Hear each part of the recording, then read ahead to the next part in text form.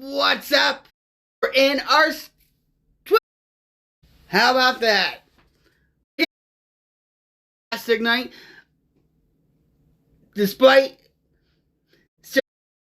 night. Yes. Uh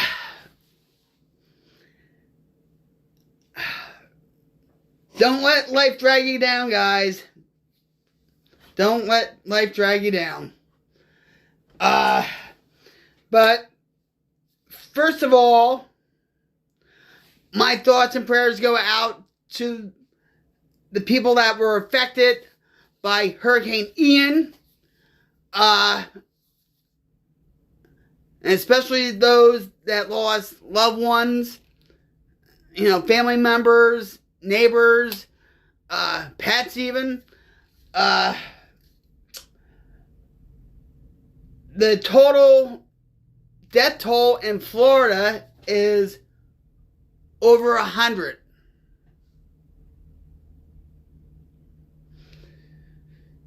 And they are saying on the AccuWeather website that Florida is facing a grim reality, and Hurricane Ian, and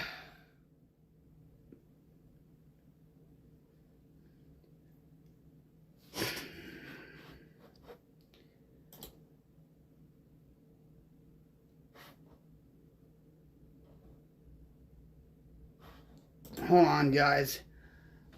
So the rescue and recovery,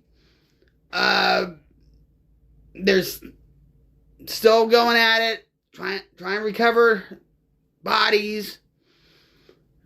And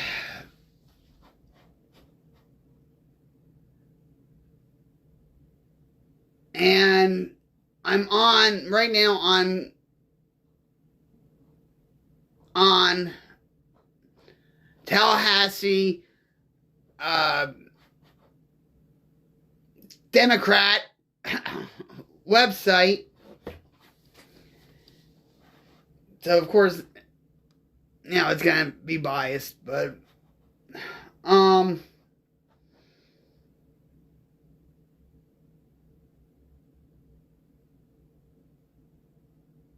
the medical examiner's spreadsheet and report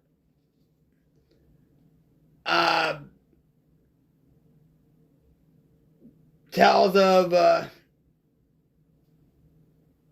horrific details of some of the deceased.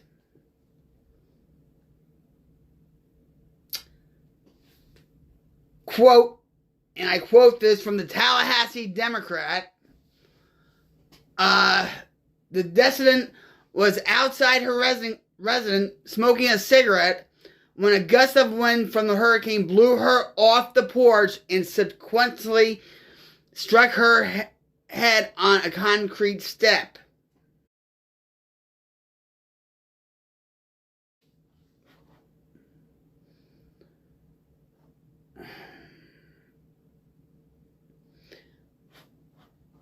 Another one of the deceased, a 50-year-old Lee County man, died attempting to flee rising floodwaters. The decedent attempted to get out of a window and became trapped. So this is really worse than Katrina when you really think about it.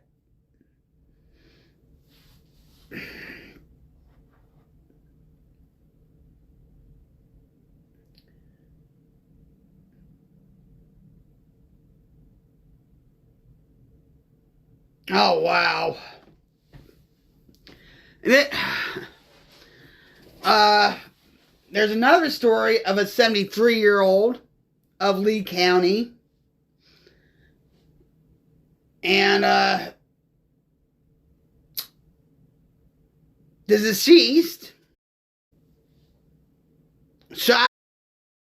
And please, guys, if you are triggered by any of this, what I'm saying, whatever,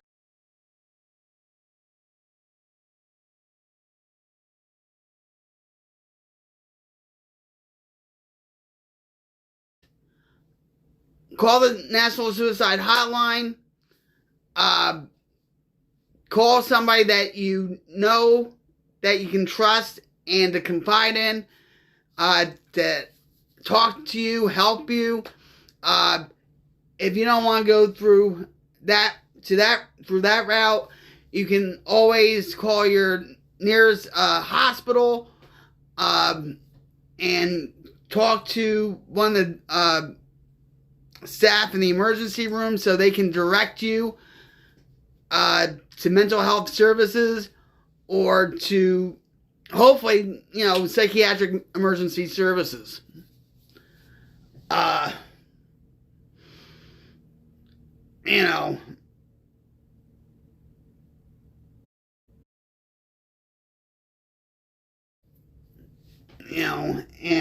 vent and talk about your struggles and all that. There was another one, and we're not going to go down the list of the medical examiner's spreadsheet, okay? But this will be the last one. So, the 96-year-old found dead under a car in Charlotte. What a way to go.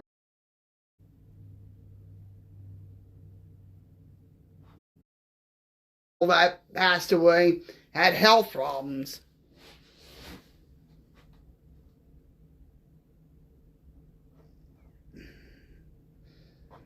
So, like I said, my thoughts and prayers go out to the ones that were affected by Hurricane Ian, and God bless all those who passed away, and God bless the first responders in trying to recover people from the wreckage that Hurricane Ian.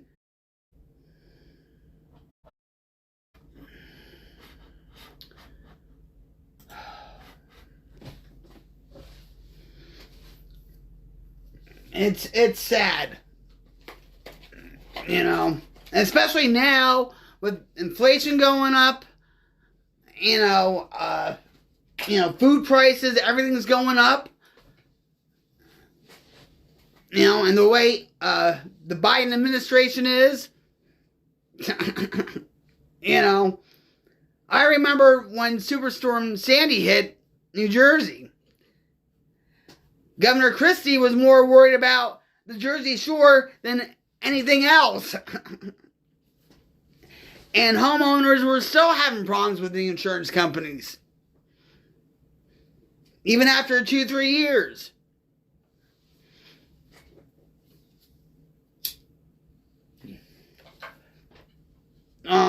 So it's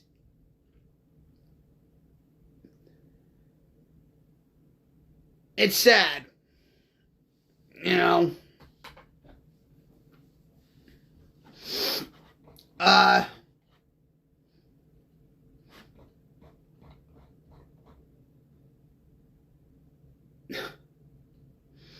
So in other news,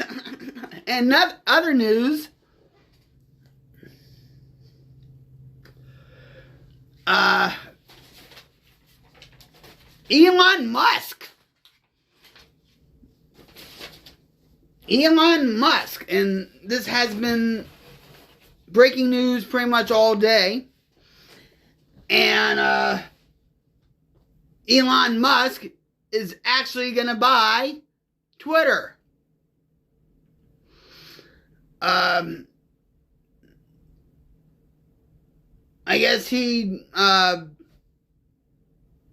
talked to his lawyers before the trial was about to start tomorrow sat him down saying, well, this is the situation, and I guess from that talk, he decided to buy Twitter at the original cost of $54.20 a share, $44 billion with a B, $44 billion.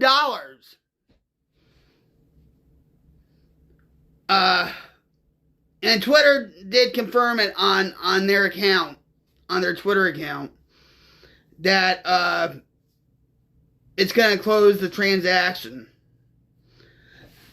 So, a lot of woke people from the liberal agenda and all that, they're having a meltdown over all this at nuclear levels, should I say.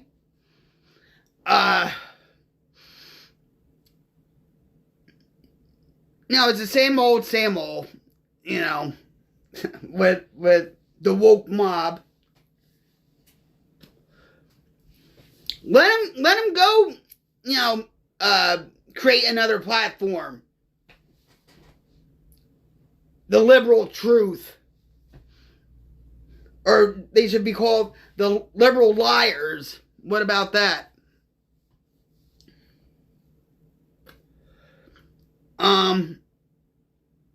So Twitter stock is on the rise, and it was still on the rise at the closing bell. Tesla's stock, though, is still slumping downward. But I'm going to tell you guys right now, I do not know anything about stocks. I don't know anything about the stock market. Nothing. I am not a Jim Cramer, and Jim Cramer doesn't know crap either about the stock market, because every time he, mentions a company, their stock falls, okay? I know people that had stock in various companies, like medical equipment companies. That's always a good, well, this is from what I hear, okay? And please don't take my word for it. But I knew people that had stock in medical equipment companies. Anything medical is a good stock. That's what they said. My grandmother actually bought stock from Brunswick, or AMC. They create bowling balls and, pins, bowling pins, anything that has to do with bowling.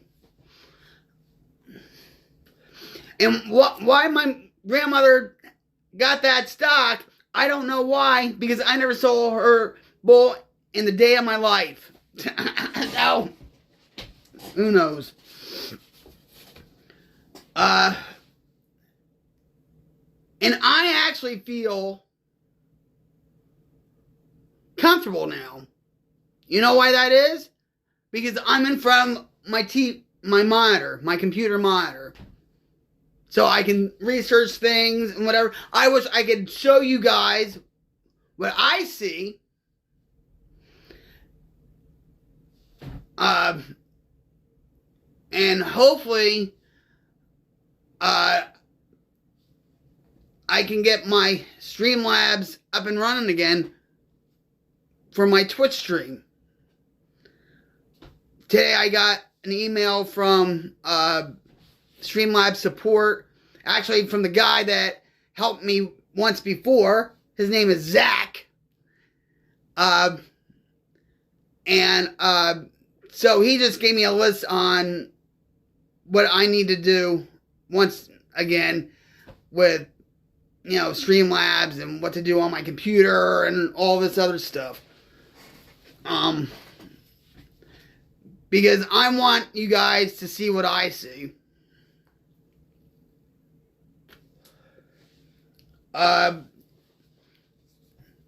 So I guess we'll see what happens. Right? I guess we'll see what happens with Elon buying Twitch. Wouldn't that be great if he bought Twitch too? I actually asked him that a couple of months ago. Why don't you buy Twitch also? You know, but I guess he was too busy, you know, in strategizing for buying Twitch. At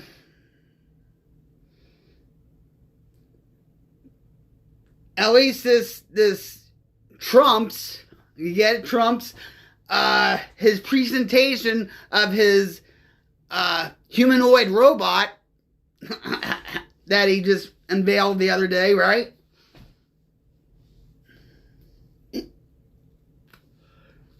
So, one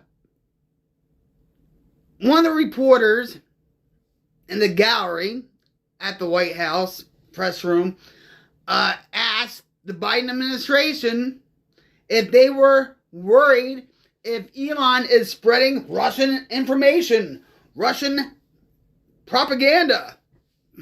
Yeah, right. Not like some people we know. So basically,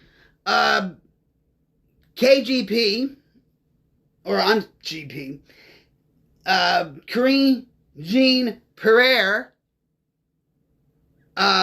KJP, wasn't going to comment on Ukraine subject, and also not going to comment on Elon Musk's acquisition of Twitter.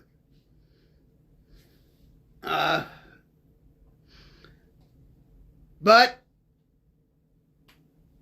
I'm sure tomorrow reporters are going to hound KJP about it once again, and maybe she'll have it in her binder, her response to it.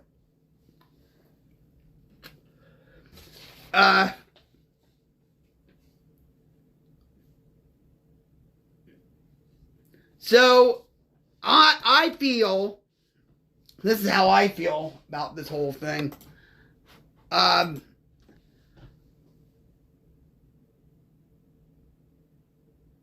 feel cautiously optimistic about this whole thing. It's going to be quite an undertaking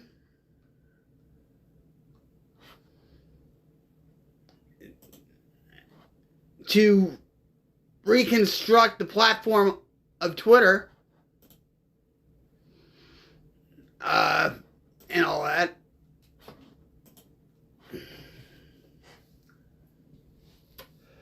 It's not going to happen overnight.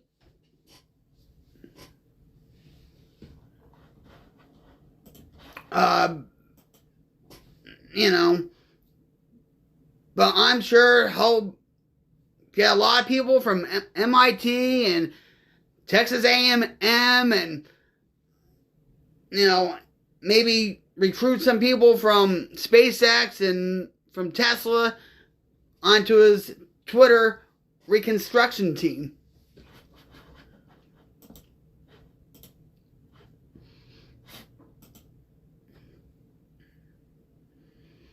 You know,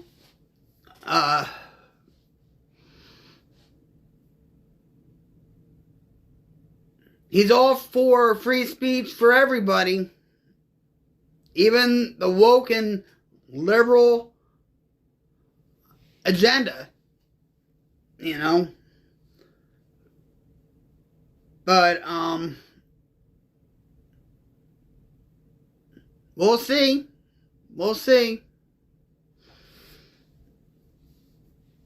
You know, is he going to follow through with everything that he said he was going to do?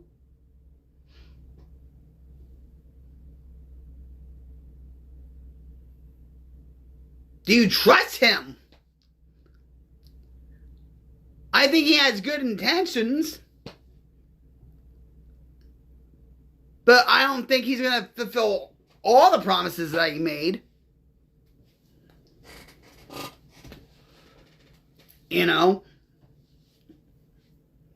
I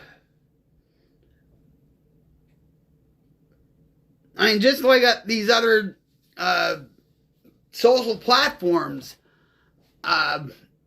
like, I guess, Parler and Truth, and, you know, they say, oh, they're all for free speech, but there's a certain responsibility, there's a line,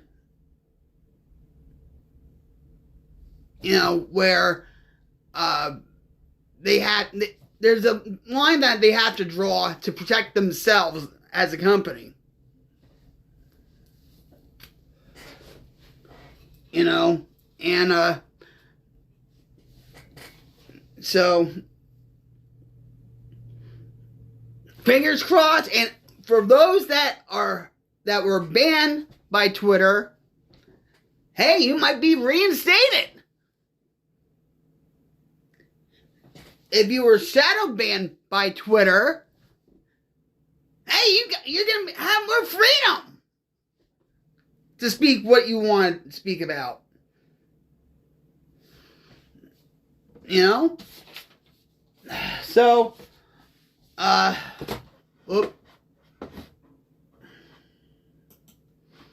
so it is an exciting time. And you know what, too?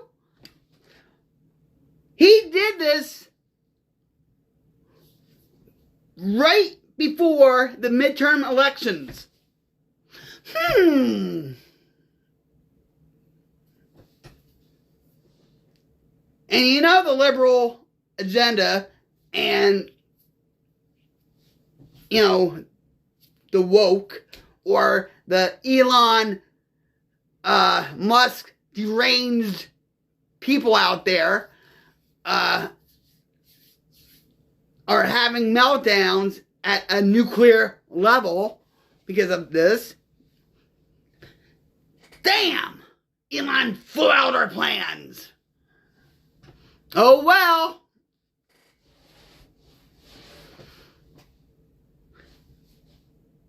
But they have other ways. You know. All I'm going to say is Joe Biden is the most popular president ever. Wink, wink. So,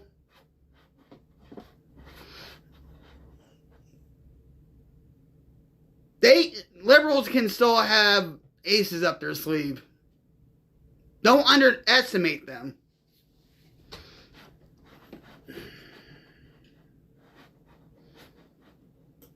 So,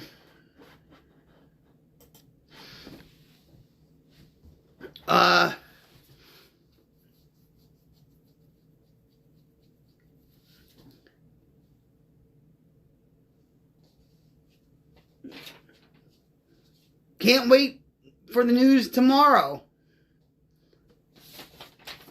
on what's going to happen with Elon and Twitter and his plans and all that stuff.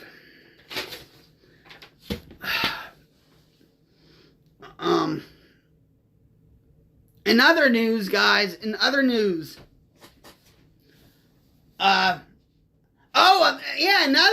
hold on.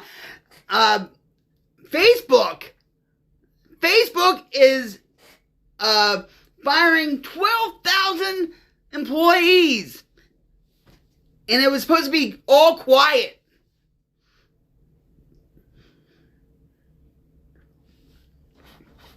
And that's only like 15% of their employees. And Facebook.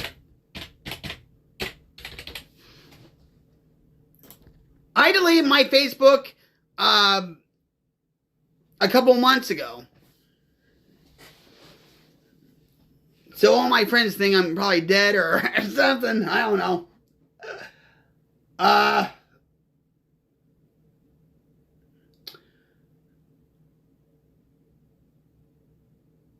right.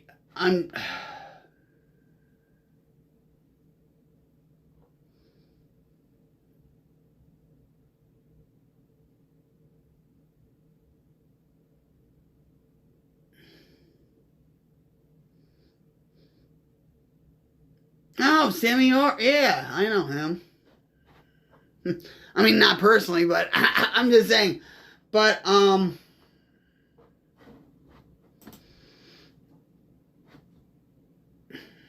Sammy R. is a creator of a black comic book.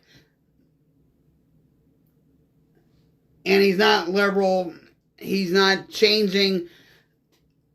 His promise is not to change his characters or their backstories. Like, the current market is of comic books that they're changing, these backstories to all these people, or putting twists to all these superhero comic books, like Spider-Man, Captain America, Superman, Batman and Robin, all rewritten by wokeness. So,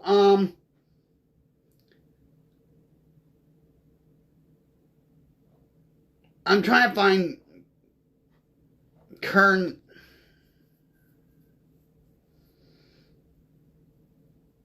news about Facebook.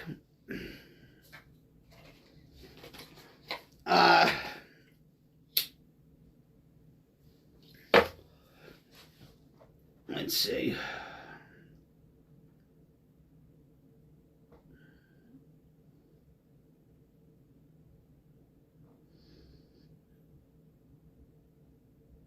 It's hard to find a media outlet that's, unbiased.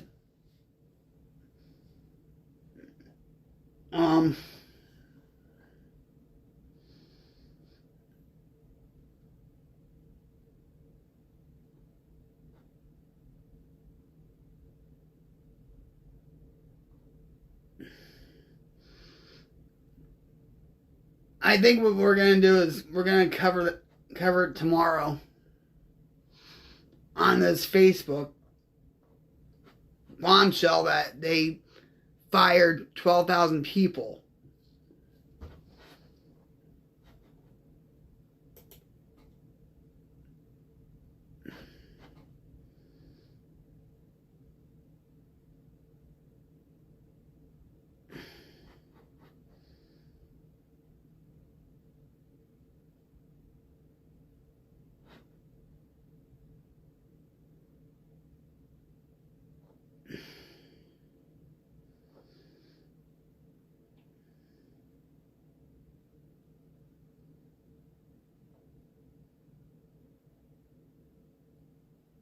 Yeah, well, I'm going to let that go.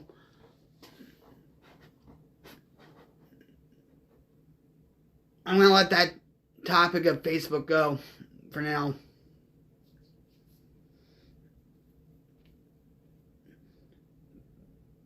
But I see one sentence from the Business Insider that, and I quote this, Facebook is conducting quiet layoffs by urging managers to label a certain number of workers as underperforming.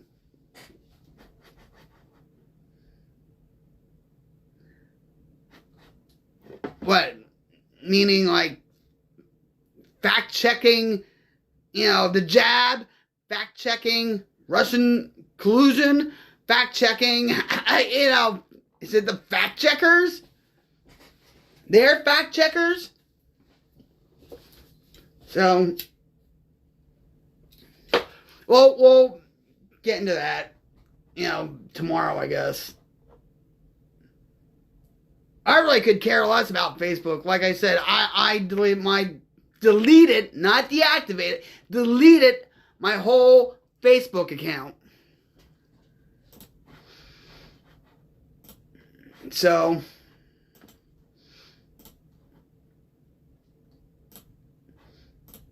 alright, so, the music world is mourning the loss of the Queen of Country, Loretta Lynn. She passed away today at the age of 90.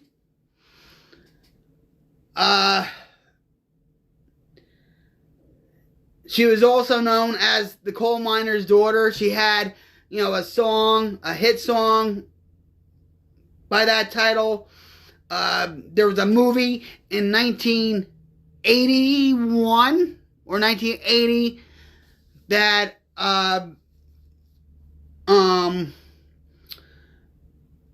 won, I think, Best Picture, and Sissy Spacek played Loretta Lynn in the movie, and Tommy Lee Jones played her husband, Dew. And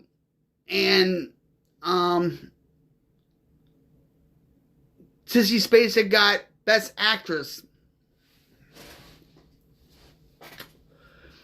for it. And a little bit of how much of an influence she was on the music scene, especially country. She had 45 million singles sold. She had 24 number one singles that spanned 6 decades. She was in the business for over 6 decades.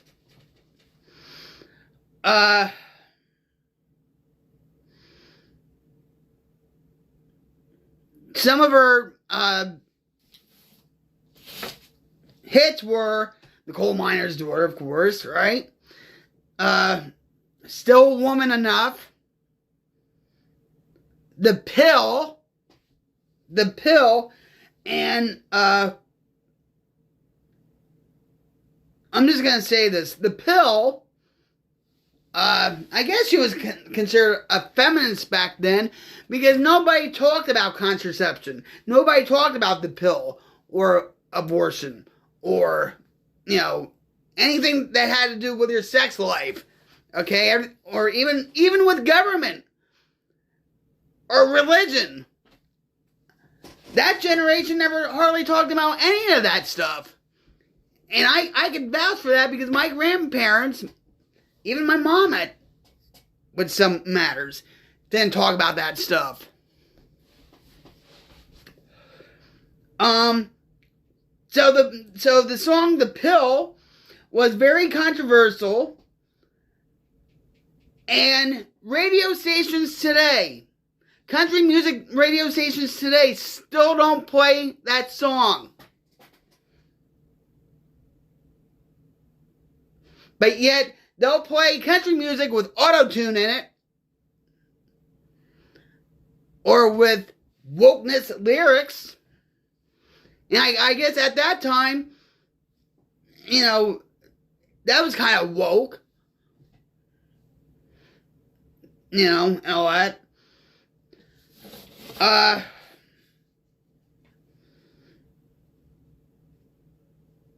Also,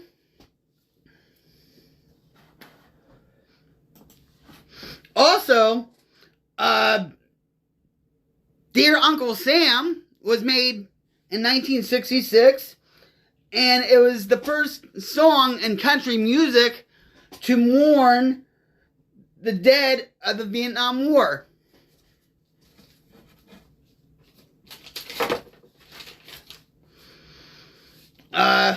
She also recorded, I think back in 2004, with Jack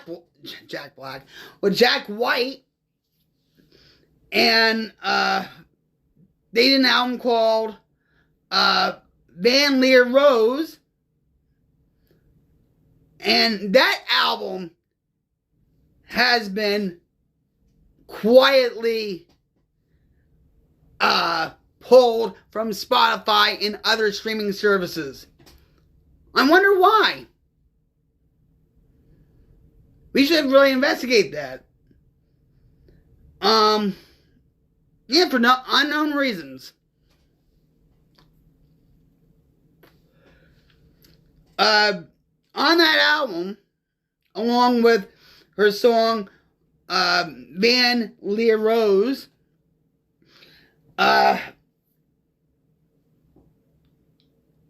Loretta Lynn wrote a song called Portland, Oregon. Let me tell you something, guys. The lyrics of Portland, Oregon, and the arrangement by Jack White, I'm telling you, awesome song. You gotta listen to it. You got to listen to it. And you better have a slow gin fizz or the non-alcoholic version of it, the Shirley Temple, while listening to that song. Maybe have a whole picture of it. And when I heard the song, I heard, Slow Gin Fizz. That was my grandfather's favorite. Well, one of my grandfather's favorite drinks. And I have a story about Slow Gin Fizz. Actually, my cousin was getting married. All right, up in Rhode Island. This is when I was living in Jersey and stuff. Still with my grandparents and my mom. And so we went up to my cousin's wedding. My cousin Kathy's wedding. And they had an open bar at the reception. Alright? My grandfather, my partner in crime sometimes, gave me a drink of Slow Gin Fizz. And he gave me another one and another one. And all that. And I remember going in the reception line to congratulate my cousin Kathy and her husband, who are now divorced. They got divorced a few years ago. Oh well. Anyway, so I said, oh, congratulations. And right away, Kathy looked down at my glass, saying, oh, you're drinking. And I didn't tell them that, oh, Grandpa gave me this, nothing. And then when they went away, on their honeymoon, I got so drunk, okay? I got so drunk.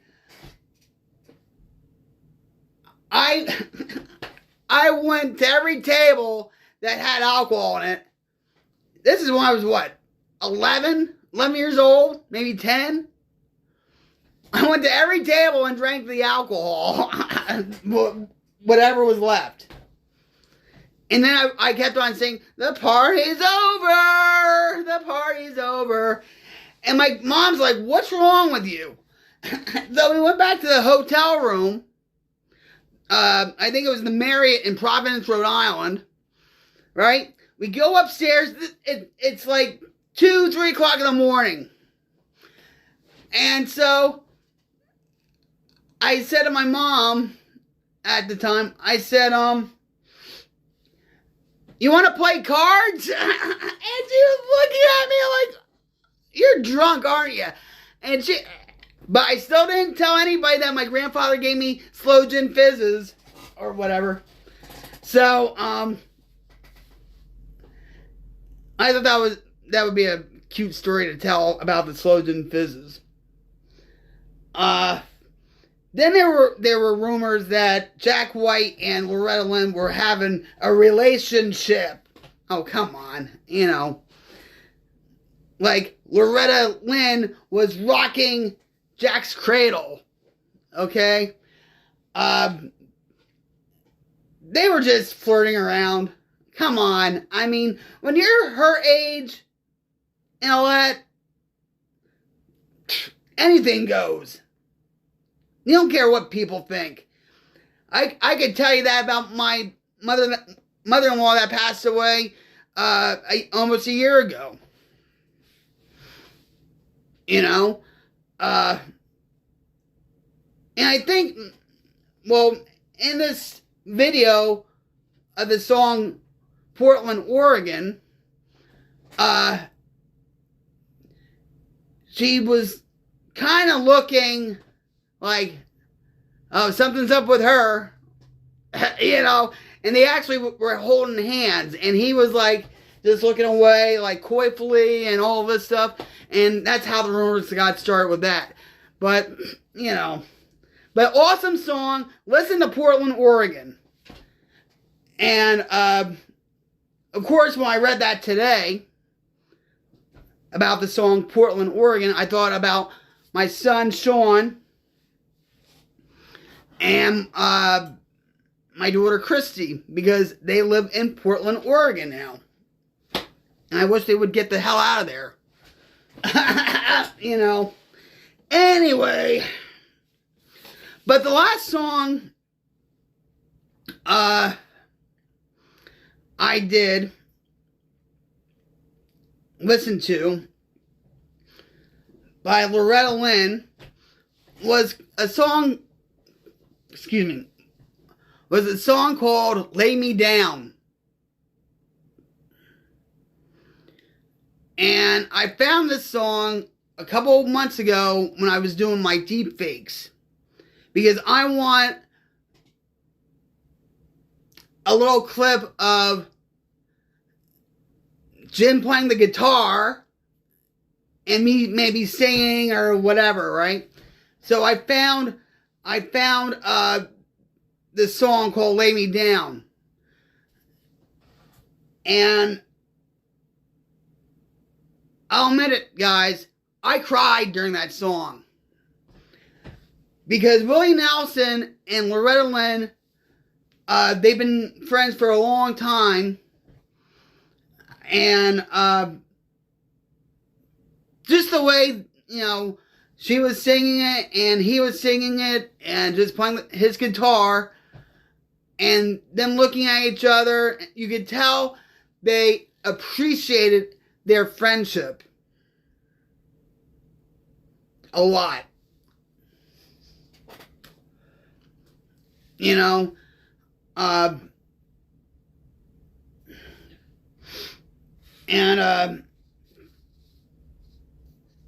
so I suggest you look at the Lay Me Down video by Loretta Lynn and Willie Nelson. And actually, I think Willie Nelson and Loretta Lynn had an album together. I think in 2016.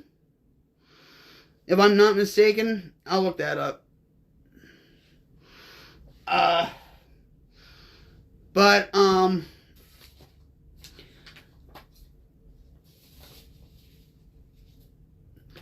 rest in peace, Loretta. May she be at peace and her soul rise and fly away. This world has been turned around. I got that from the lyrics of Lay Me Down. So, all these people are dying. Coolio's gone. Right? I mean, it's just, and I told this to my husband, like, oh, Loretta Lynn passed away. And he's like, well, she was old. And I'm like, yeah, but still. I guess when you're older like me, like when you're 21, wink, wink, you know these deaths. Whether it be a celebrity, musician, whatever.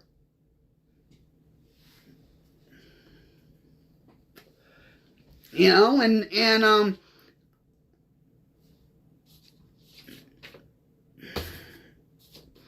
but from what I understand, I think from her Twitter that she passed away at home. You know, and actually in Hurricane Mills, Tennessee.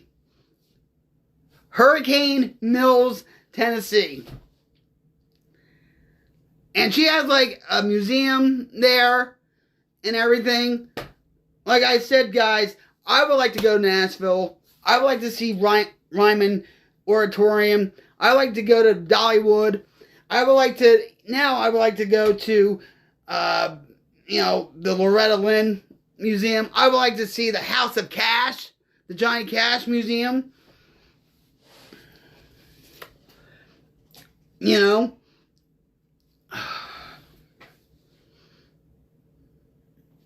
and Naomi Judd passed away, what, a couple months ago? Well, more than a couple months ago. And the Judds were going to be inducted to the Country Hall of Fame.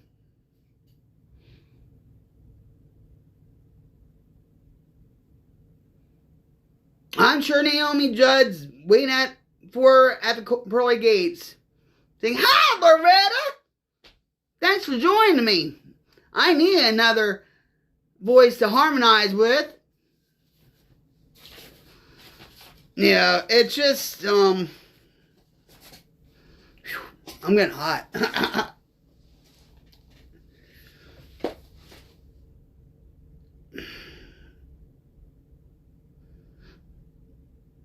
Yeah, so, hold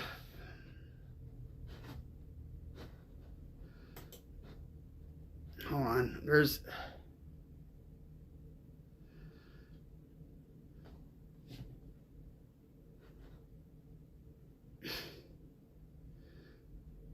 Coldplay, another music news. Coldplay suspends tour over singer Chris Martin's serious lung infection. You think it's COVID? You think it's a coof? We don't know. I think, too, Jimmy Buffett's in a hospital. All these musicians are like either in the hospital, canceling their tours because of some reason or another, mainly health reasons.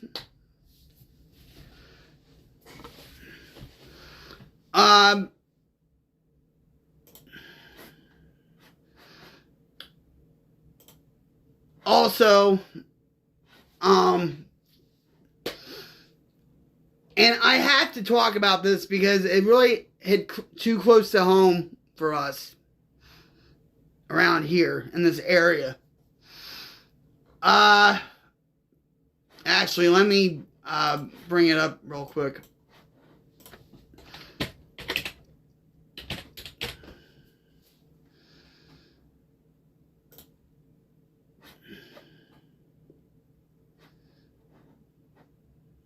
This is why I need a laptop. So when I do my outdoor streams, I can just look things up. You know. Alright, wait a minute.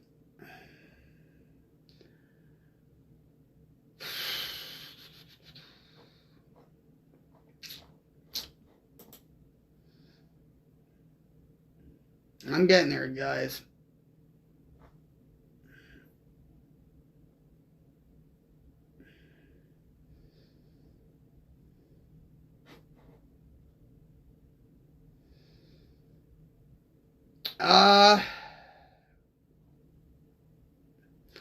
I guess this happened a day ago. Maybe 2 days ago. A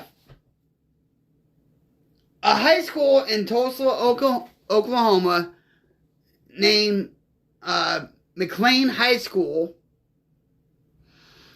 had a shooting at a football game.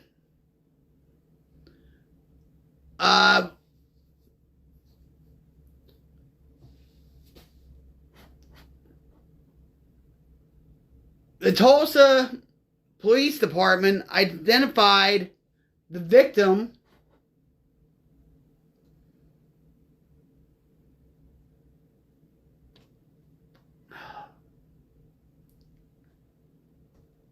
long pause. Identified the 17-year-old victim as Teron Yarborough.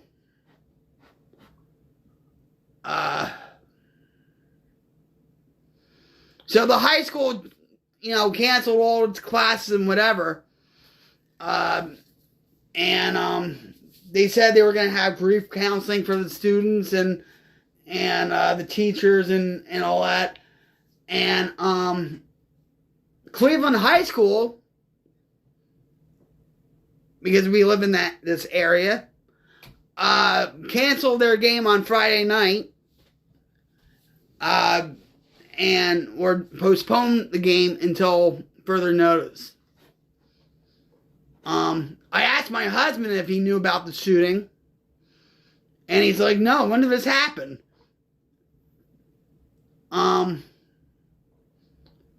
I've rode past that high school on the way to doctor's appointments and all that stuff. And so McLean High School is in North Tulsa. But, my husband was saying, here we're... See, I wish I could show you this, because I'm seeing news footage of the two football teams who are, McLean and whoever they were playing, were dispersing, running all over the place.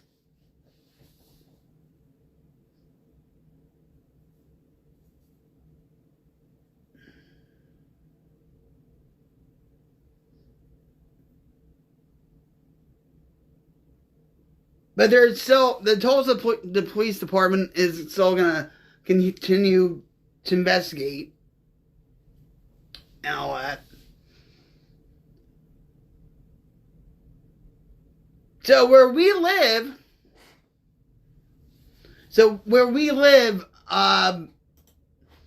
we're on the outskirts of Tulsa, and I always say to people, I'm in Hickville, Oklahoma, because it's really country here and stuff.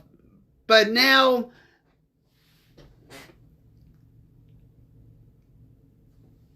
a lot of these cities are being so built up, and especially like Sand Springs, and it just seems like the town of Sand Springs is moving closer and closer and closer. So all this riffraff from Sand Springs, especially from Tulsa, is coming this way. And it's peaceful here. A lot more peaceful than Jersey. If you've seen my streams when I do it outside, I'm back in the woods. And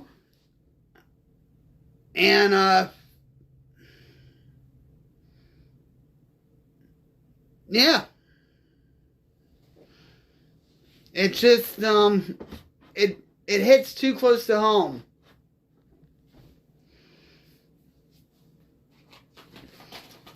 I think a couple years ago, about a year and a half ago, my husband's co-worker, she doesn't work with my husband anymore, but her two sons were shot in Tulsa, and one of them was killed.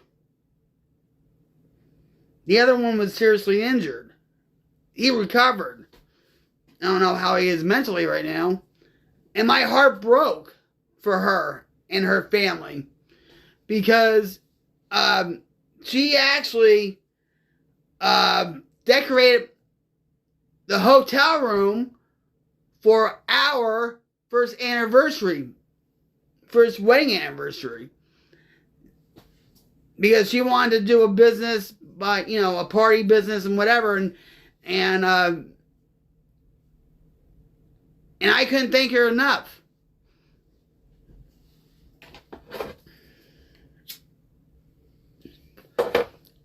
I actually cried when I walked into the hotel room.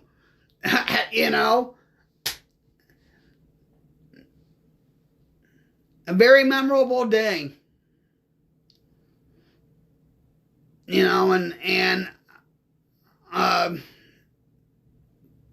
before I deleted my Facebook, there was actually a song about a red bird.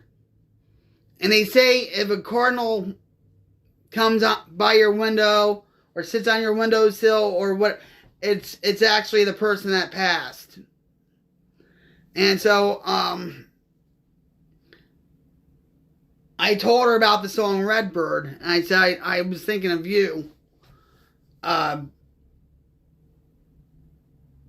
I was listening to it, and she appreciated it.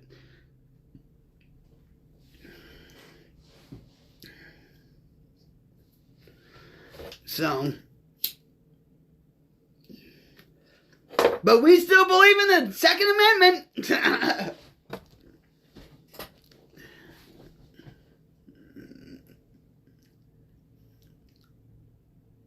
In fact, hold on. In fact, my husband yesterday, he's like, if chaos ensues and all that stuff, he says, I got a shotgun in the safe, the gun safe. He says, all you have to do is load it up and fire away, if you need to.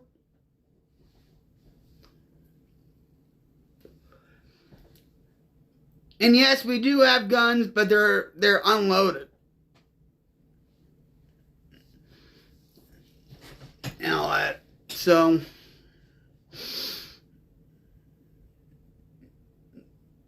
yeah, when I saw that, I was like, and actually Tulsa, Oklahoma is becoming the city that's in the rise of murders, shootings, and everything else. Right now, New Orleans is in the top spot with the most murders in the country right now. New Orleans.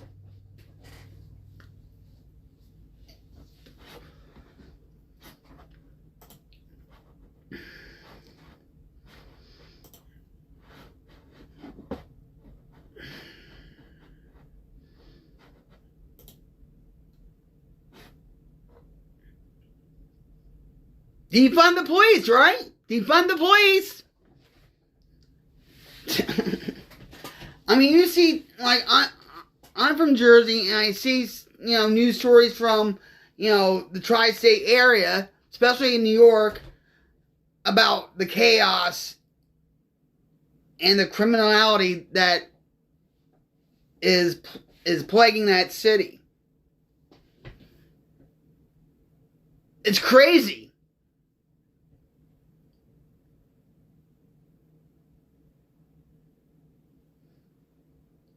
And the mayor of New York City was an ex-cop. Go figure. But New York City is run by Democrats. New Orleans is run by Democrats. Portland, Oregon is run by Democrats. Chicago is run by Democrats. So fill in the blanks. Connect the dots.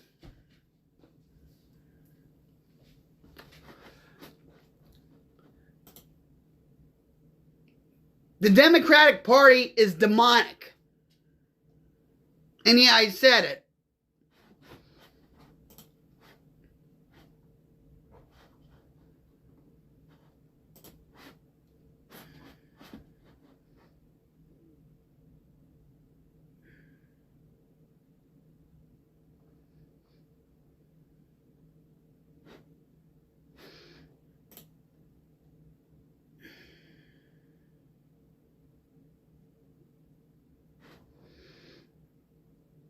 When you see these articles on the internet, you really have to do your own research, you know, and try to find, and it's very hard to find an unbiased website, you know.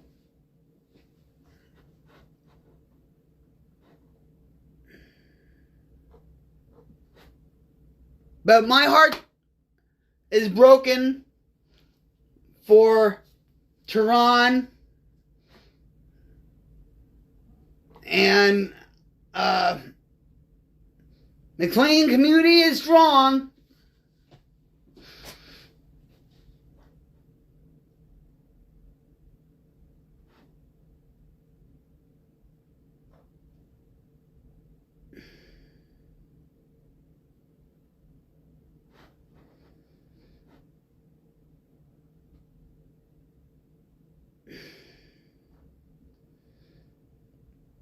My prayers and my thoughts go out to the McLean and Tulsa community.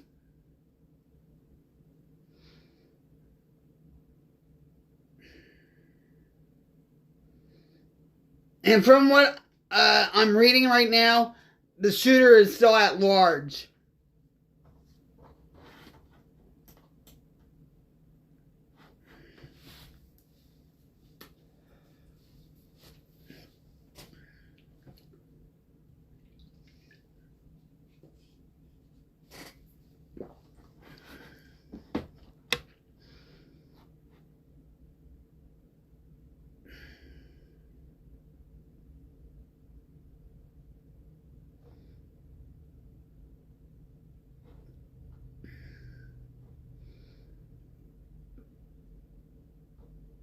There's a lot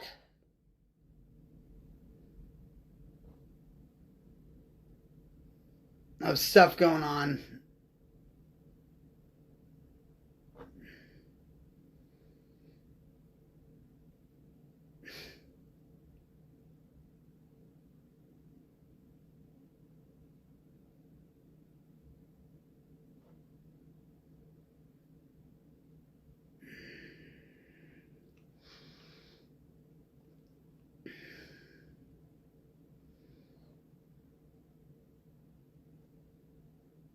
I love this one picture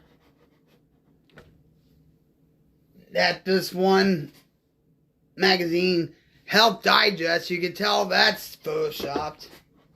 The way they made her look.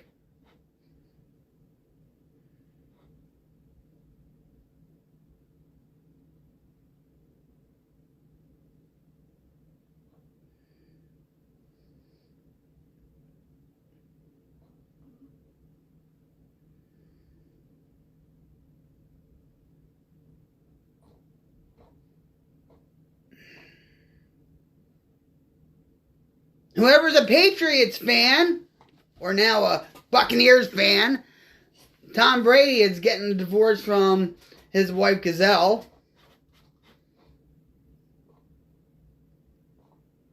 I think everybody saw that coming.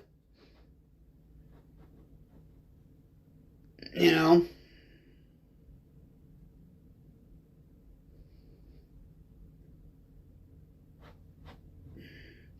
But they've been living apart for months.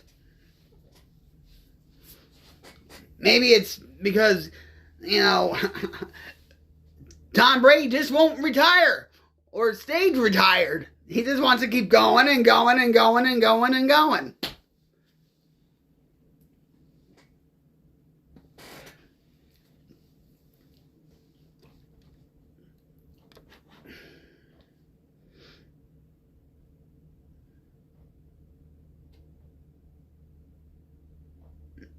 I mean, look at the Undertaker. Oh, look.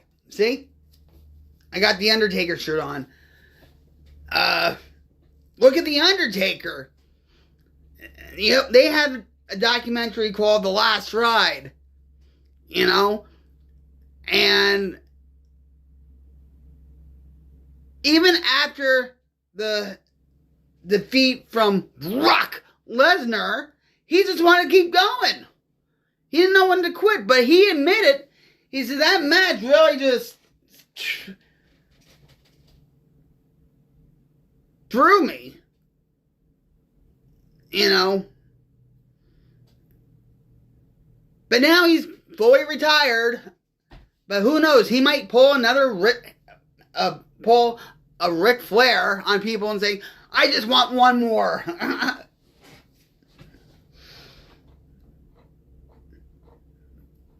I'm not a wrestling fan. I'm really not. Nope.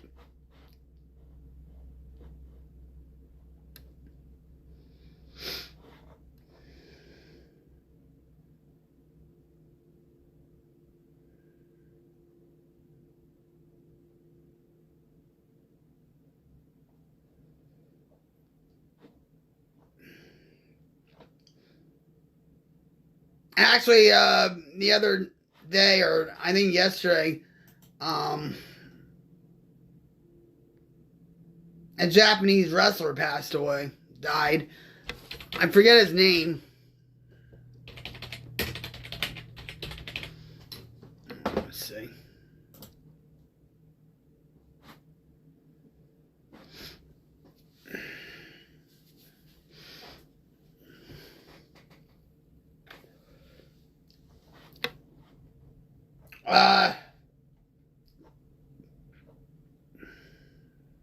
Yeah, Antonio Enoki,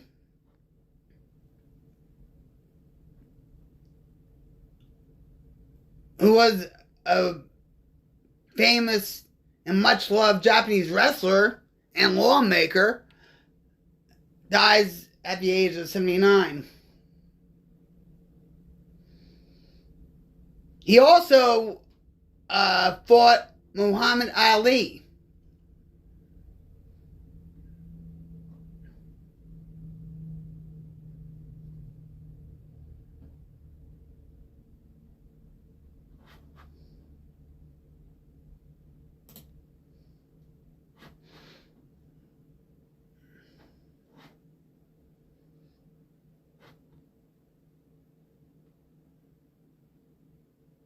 I'm trying to get more information about him.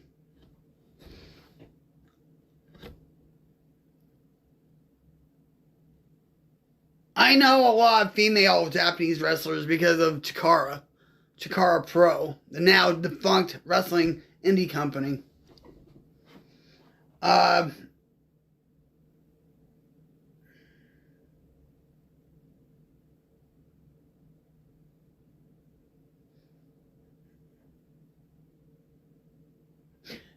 New Japan Pro Wrestling, NJPW, and that NJ does not mean New Jersey, it means New Japan Pro Wrestling. My son watches them a lot.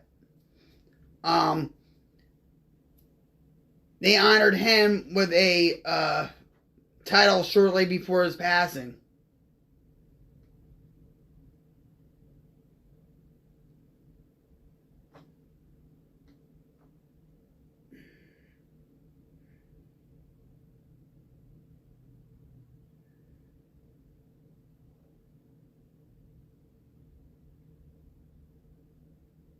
Yeah, he died 2 days ago.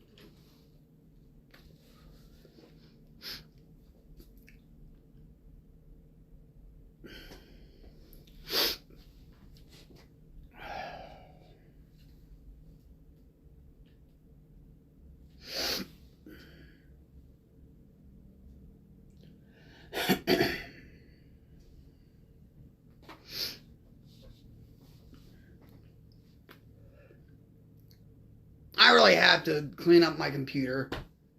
Like with the files and all that. Because it's really running slow.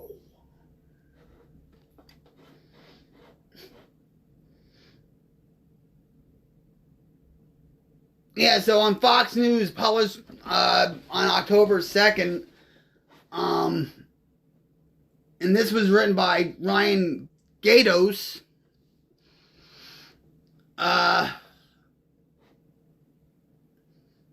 Antonio Enoki, a pro wrestling icon who also was a Japanese politician, died. WWE and New Japan Pro Wrestling said on Friday. He was 79.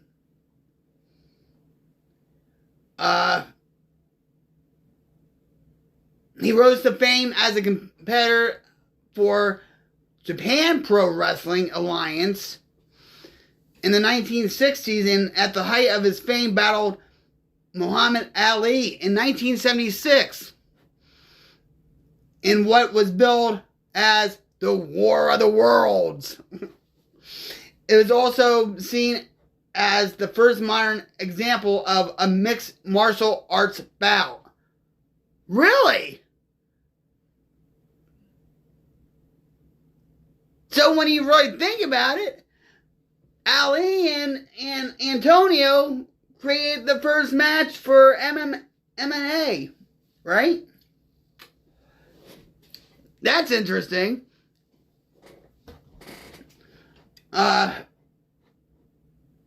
Enoki founded New Japan Pro Wrestling in 1972. Oh, I didn't know that. I bet you my son Sean knows about that. And was the owner of the company until 2005, when he sold his controlling shares to Yuki's. Y-U-K-E.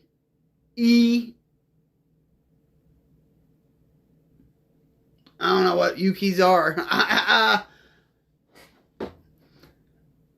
New Japan Pro Wrestling is one of the most successful wrestling promotions in the world outside WWE.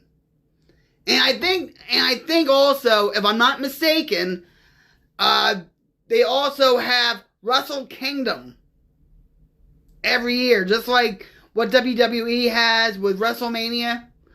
And actually, Wrestle Kingdom is a lot more exciting than WrestleMania and stuff.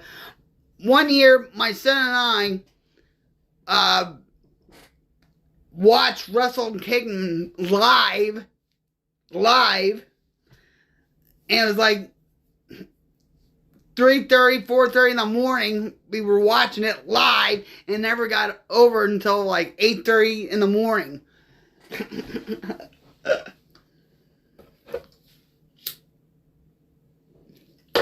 But it was exciting. It was exciting. And actually, the Young Bucks were there. Matt and Nick Jackson were there. AJ Styles was there. I don't know if Orange Cassidy was there. Or Red Ant from Chikara. Or what, I couldn't be mistaken, no.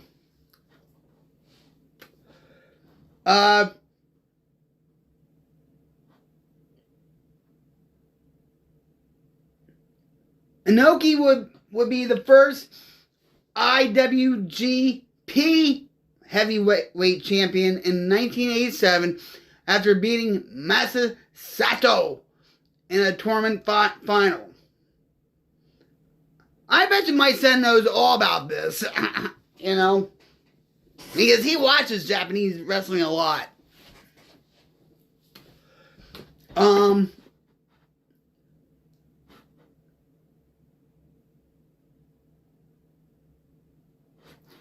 Enoki won the WWF Championship over Bob Backlund in 1979, but it was due to outside interference. He would pin Backlund and And we actually watched Bob Backlund, my mom and I and my grandfather. We saw that live. Not wrestling against Enoki, but we watched Bob Backlund. And actually, Bob Backlund was one of my grandfather's favorite wrestlers. He would pin Backlund again in their rematch with the help of interference, of course. Right? Are you that surprised? But the second bout was ruled a no contest. Enoki vacated the title, and Backlund would win it again against Bobby Duncombe. The WWF never recognized the title reign.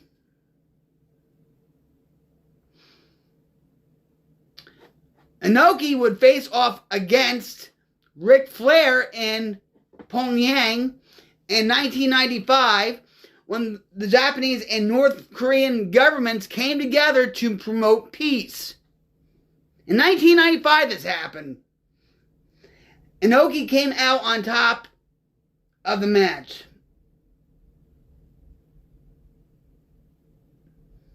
The pro wrestling industry paid tribute to Enoki over the weekend.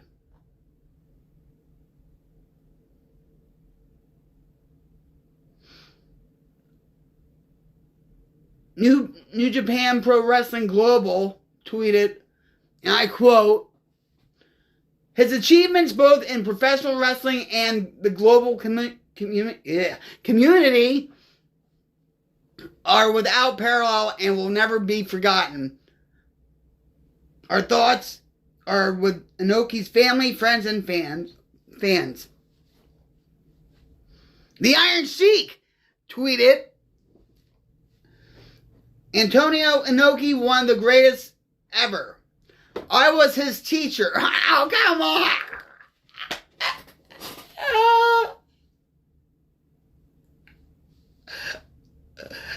Oh, my.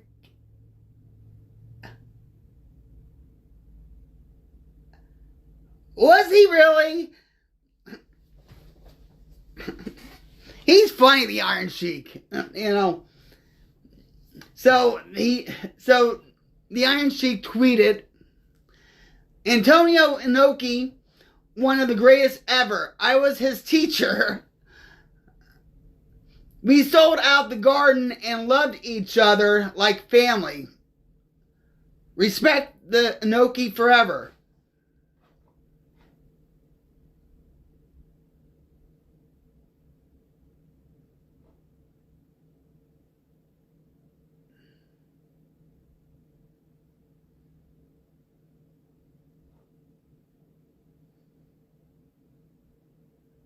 Natty, my girl, Natalia Hart, my girl, okay, she tweeted, and I quote, "My grandfather had so much respect for Antonio Enoki and his passion for pro wrestling." And she has a picture of Enoki, Stu Hart, and Gene Kiniski.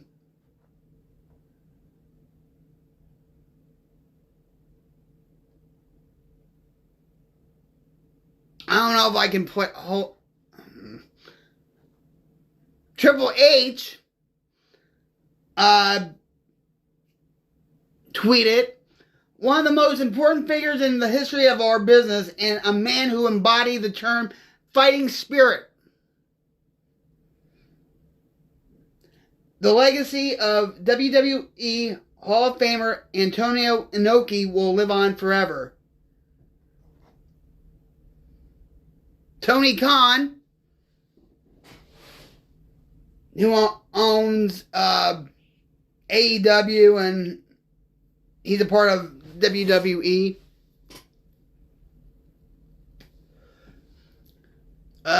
Rest in peace, Antonio Inoki, a pioneer in the pro wrestling industry.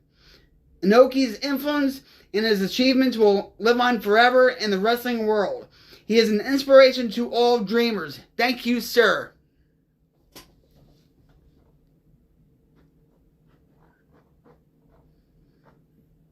And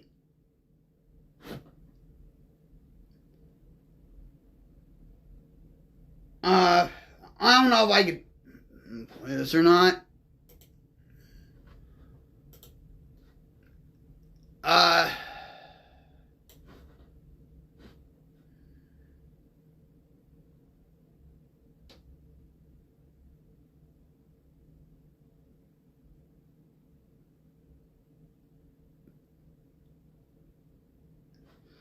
On their broadcast, WWE remembers Antonio Enoki. I don't know if they did the 10 bell ring or not. Breaking news here tonight on Friday Night SmackDown. I regret to be the one to inform you that WWE Hall of Famer, the legend, Antonio Enoki, passed away earlier today at the age of 79 years old. Enoki, of course, a legendary wrestler, an MMA performer, a politician, and a promoter. Antonio Enoki was actually the first ever Japanese WWE World Champion, a controversial reign that was never officially recognized. Well, it should be recognized. I mean, come on. All of us in WWE would like to pass along our prayers and condolences to the entire Enoki family and the rest. So, yeah, this was tweeted out September 30th. No.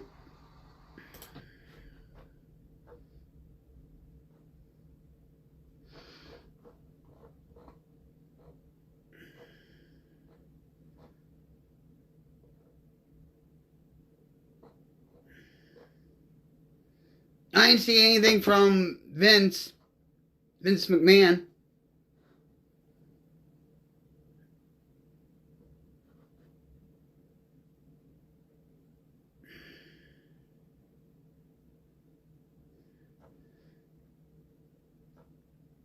And of course, I'm reading what's on the side of the Fox News webpage.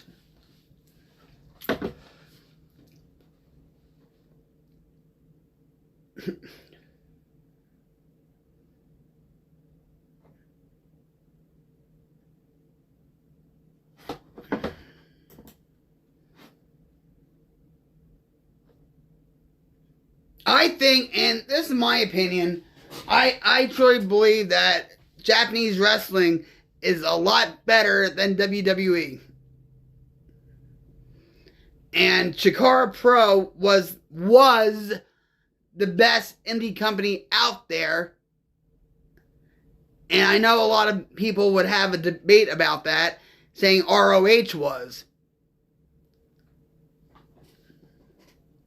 I feel it wasn't. And I just wish Mike Quackenbush, the owner, or he was the owner of Chikara Pro, and he runs a training school for wrestlers named the Wrestling Factory. Come on, Mike Quackenbush! Come on, Mike! Bring back Chikara! The world needs you and Chikara!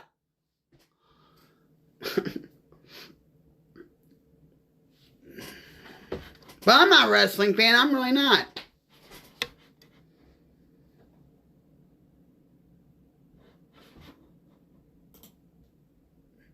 Screw the haters, Mike Quackenbush. Screw the haters. Do it anyway.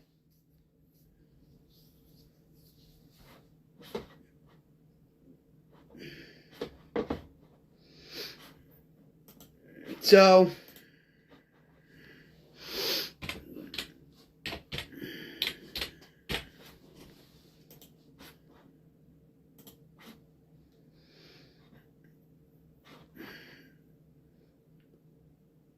had a lot of fun times going to live shows, watching Chikara Pro.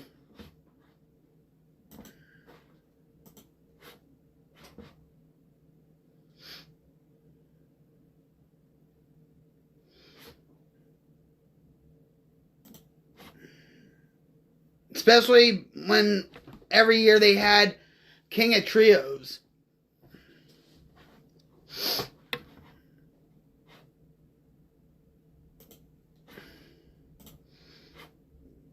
I always said it was like Woodstock of wrestling because King of Trios lasted for 3 days. And it took me a while to recover from all that.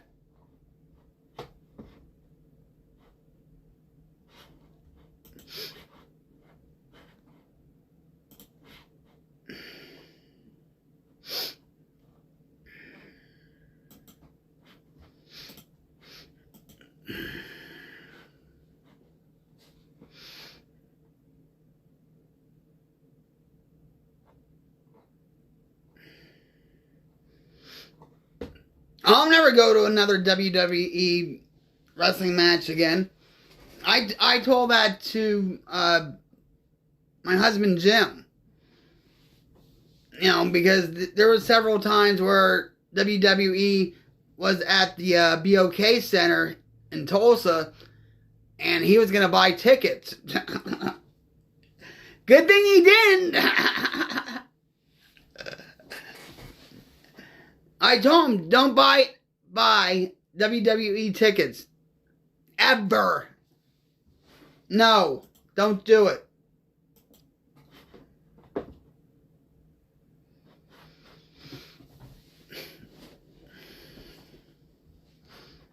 Nope. Just don't do it.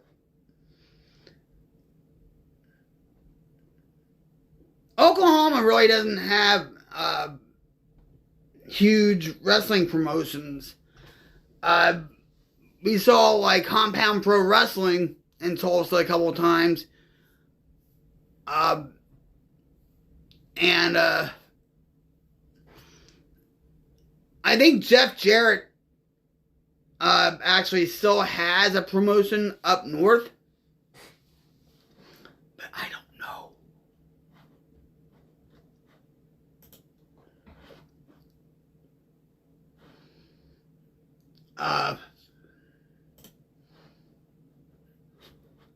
Yeah, I don't know if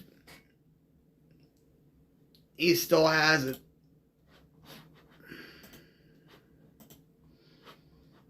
And Jeff Jarrett, for those that aren't wrestling fans, wrestled Ric Flair in his last match.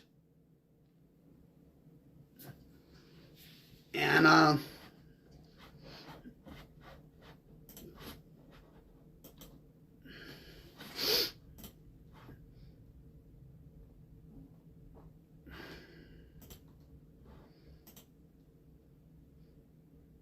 so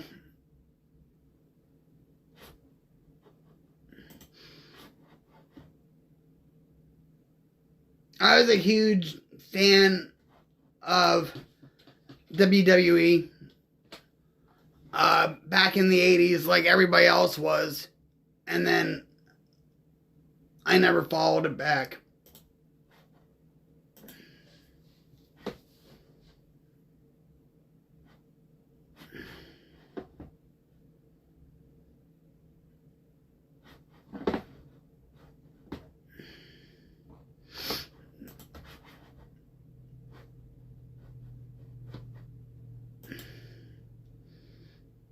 My son Sean got me back into wrestling. Actually, my husband that passed away in 2011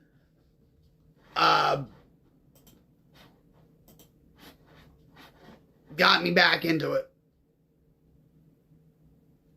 because of The Wrestler. I'm in the movie The Wrestler, guys. I'm just saying. I was there at the Dover Baker Theater. I saw Mickey Rourke, Randy the Ram, fly off that top rope. Yep. And at that time, I was still recovering from my surgery with my ankle.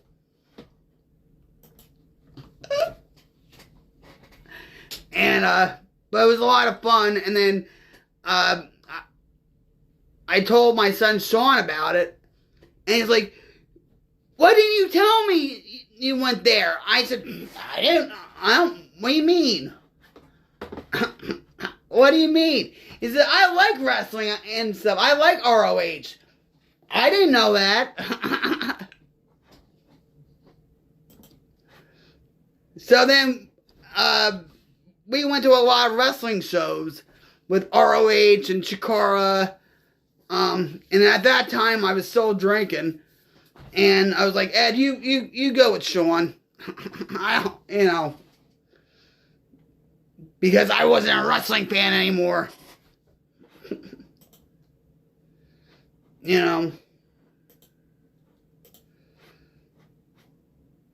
But then when my husband died, I wish I went with,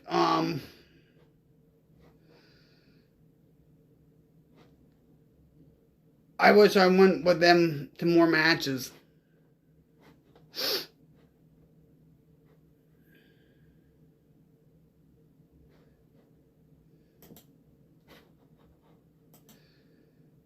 Oh well. But I made up for it. I started going more wrestling matches after that.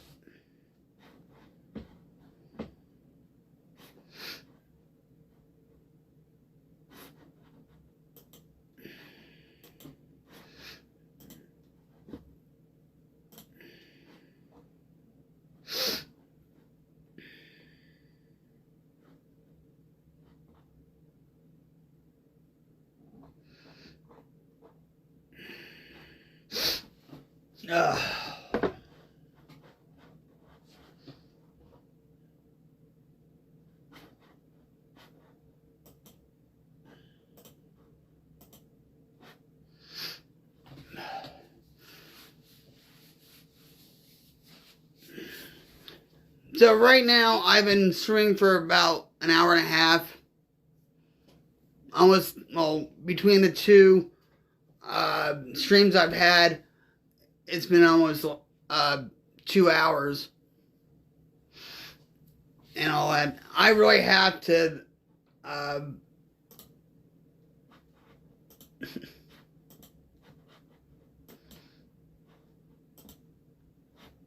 I really have to, maybe tonight I'll figure out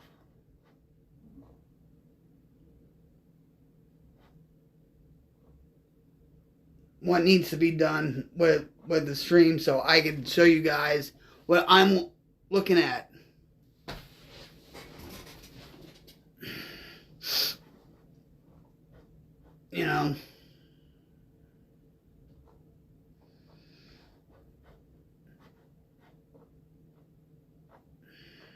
But for now, this is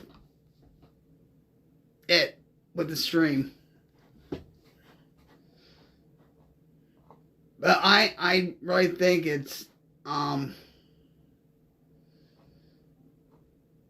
because of my hick internet, my slow internet that keeps me from having a quality stream. So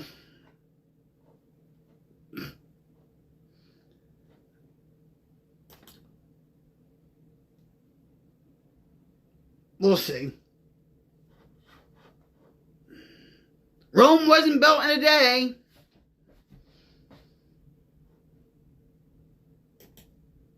So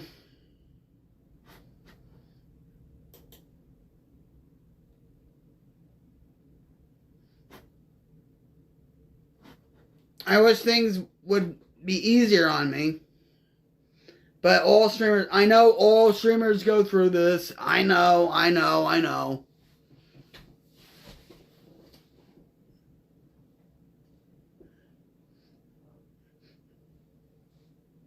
It's a marathon, it's not a sprint.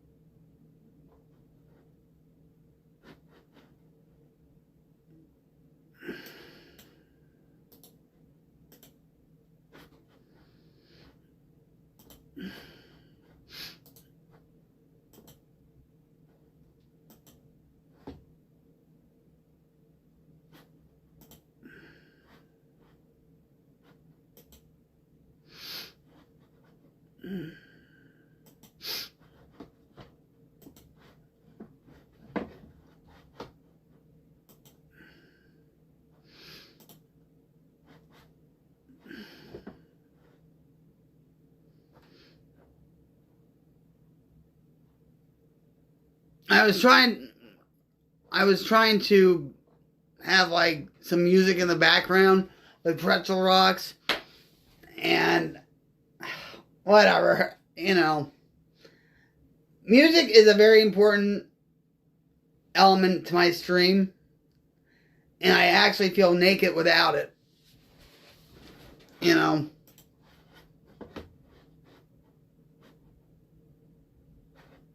So everything comes in its own time. I don't push it. I really don't. I can't. I think like a few months ago, I was really stressed out. And I think in retrospect, I think it's because I was in so much pain from my back. And by not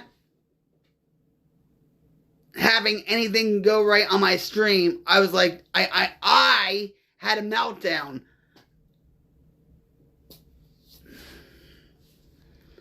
I was like, I don't know what's going on. Help me. My husband's like, I can't help you. I don't even know what to do about your stream.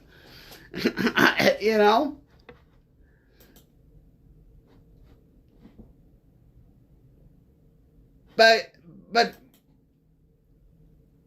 when I realized what was happening,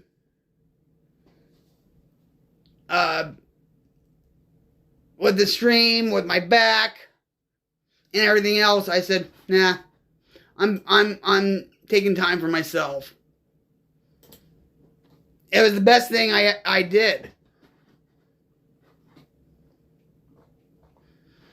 I had to do that. You notice a lot of streamers now, especially big streamers, are taking breaks or saying, I want to do something more meaningful than sit in front of a camera for 8 hours for Twitch. And that's what Pokimane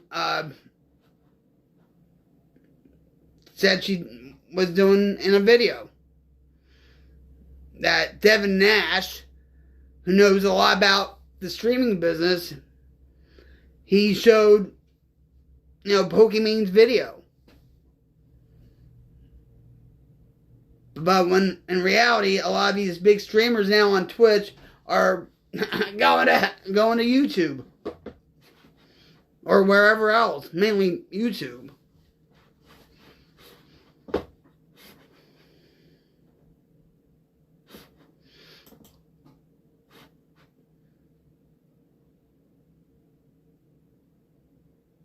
Streaming is a cutthroat business.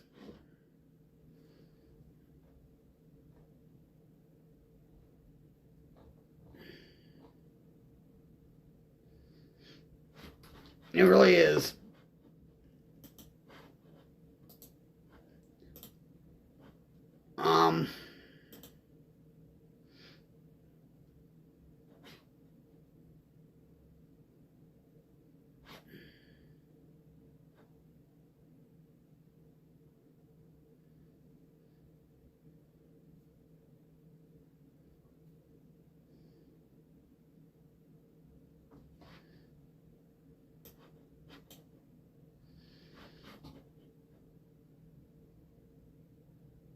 My mission for my stream is pretty much, I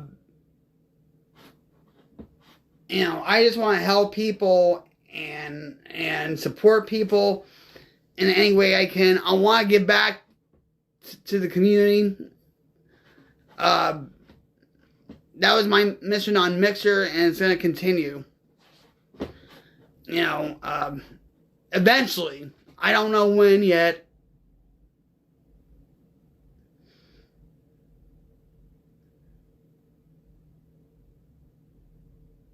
Oh, wow. The site Revolt 10 hours ago said Coolio was set to headline Las Vegas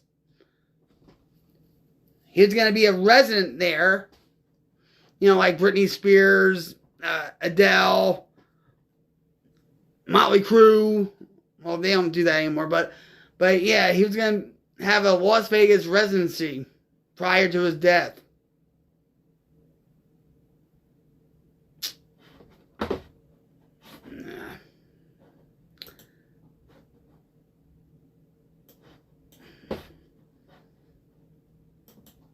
That's sad.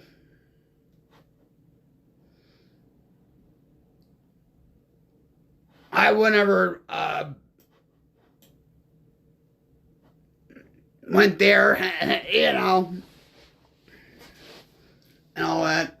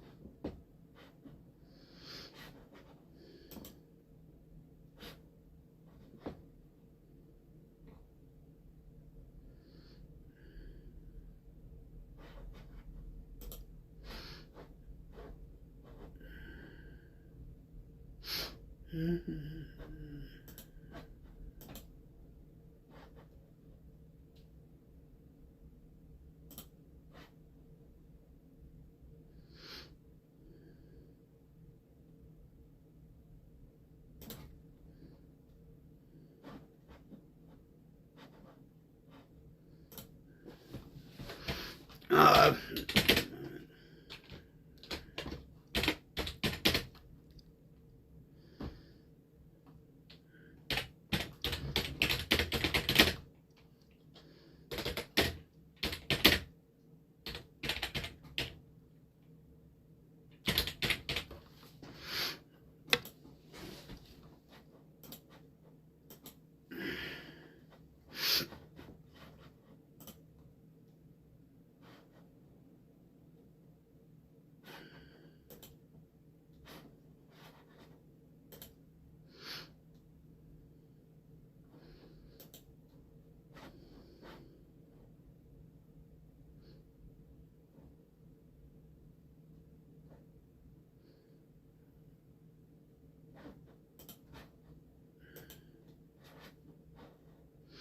mm-hmm.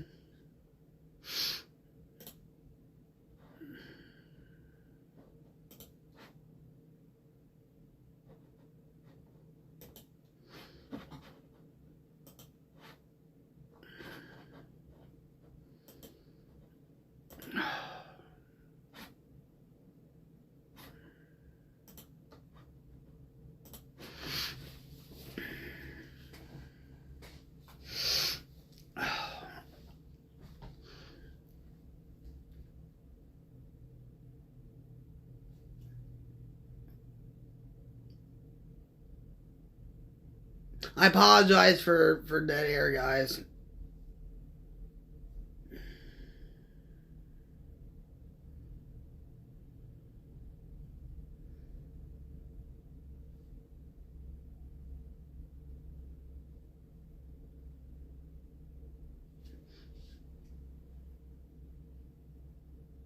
I'm trying to do something real quick.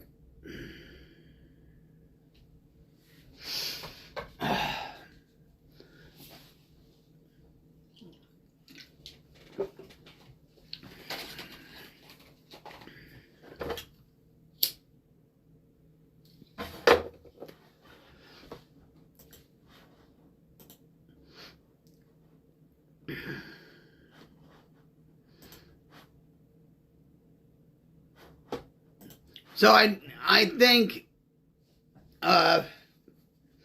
So, what I need to do,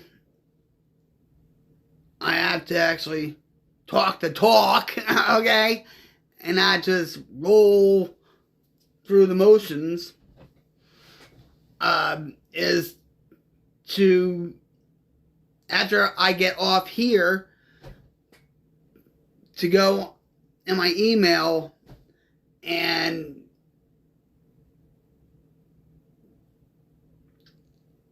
do what Streamlabs support says to do.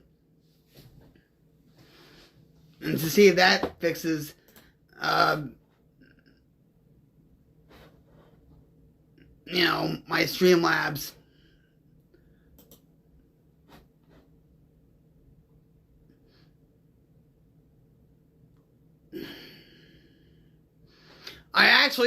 There's a guy on YouTube called The Techie Guy. And he's about my age. 21, 21 years old. Wink, wink. But he knows a lot about tech stuff, about slow Wi-Fi or just slow internet, or this is what you can do, and all that stuff. And so I really want to write him an email saying, what can I do to raise my upload speed of my internet.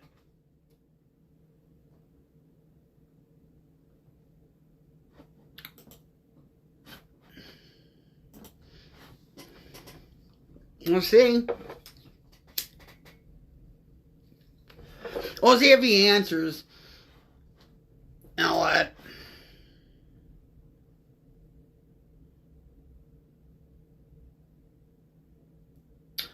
And, alright, so I'm on YouTube right now. Alright?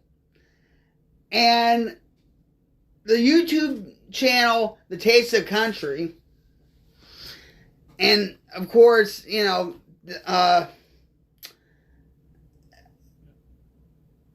title is Loretta Lynn's last words were the stunning truth. I'm sure she laid there dying and saying country music sucks anymore, or country music is so woke now, which it is, okay? But I doubt very much that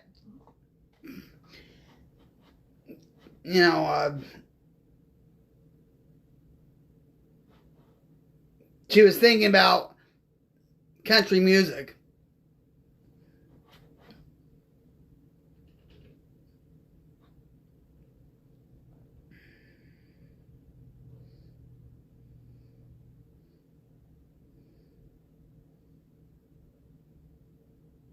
Kid Rock pays tribute to close friend Loretta Lynn. She actually had a stroke way back when, I think in 2018.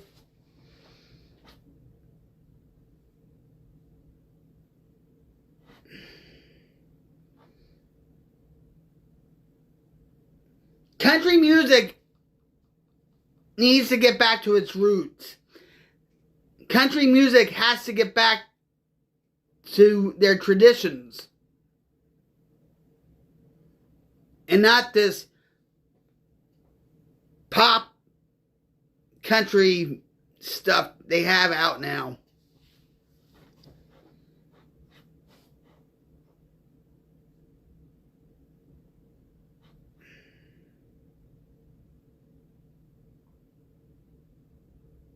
CBS Sunday Morning, the show that I watch a lot because I enjoy, that show.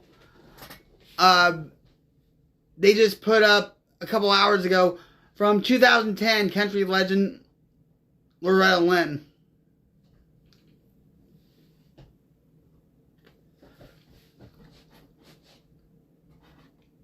So I'll be watching that. Who watches Zedication? I do. I do. Every day or every time they put out a video, I watch it.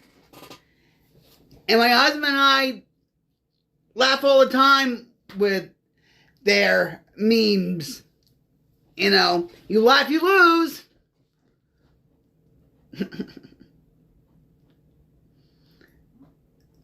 Zedication. Check them out on YouTube. You won't be disappointed. Trust me.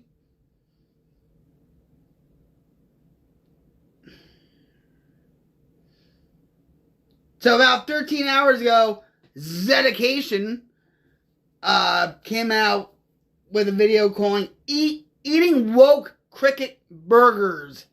Emergency Meme Review. They also have like a Zcast and I think Zedumentaries and all that.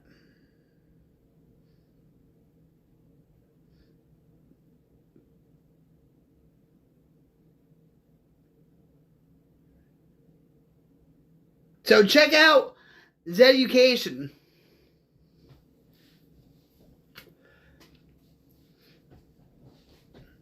He's a good guy. He's a funny guy. You know. The last video he did was hilarious. I'm not going to tell you the one meme that made him laugh so hard. I don't want to give you any spoilers.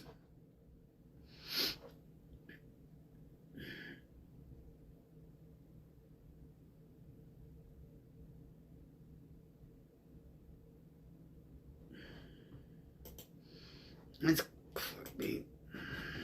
And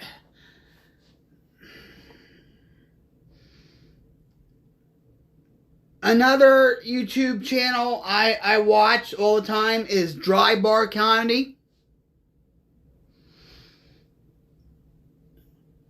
What's Dry Bar? Dry Bar Comedy is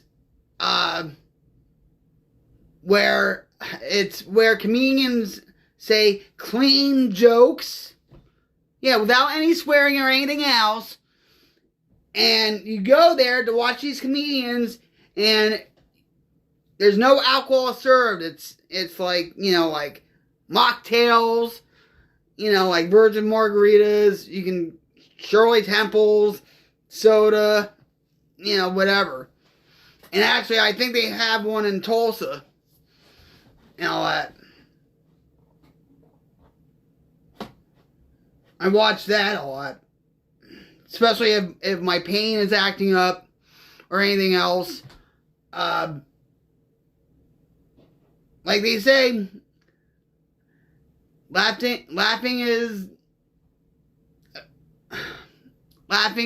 a good medicine. I know I screwed that up. Brain fart. Laughter is the best kind of medicine. There you go.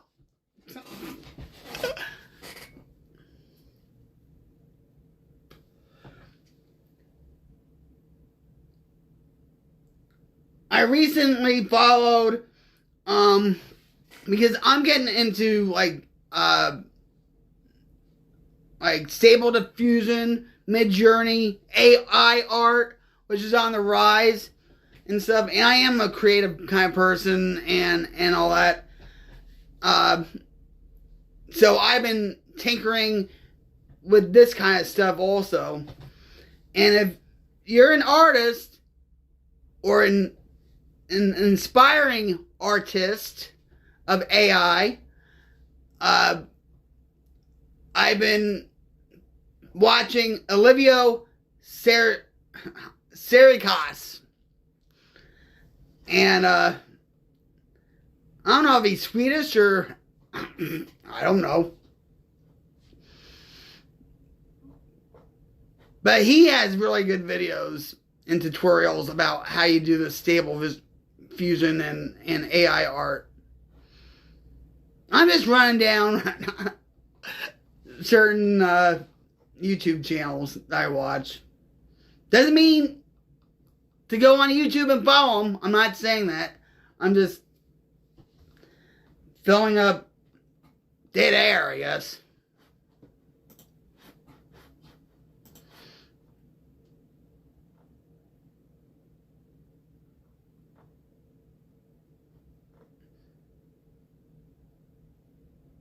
Penguins, I watch.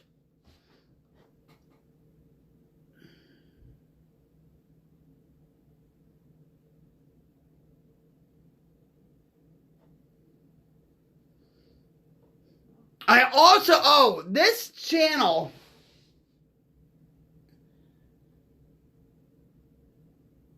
is like going back in a time machine. Okay, and if you're interested in history, a history buff or whatever, I suggest you go to this YouTube channel. Well, actually two channels. Hold on.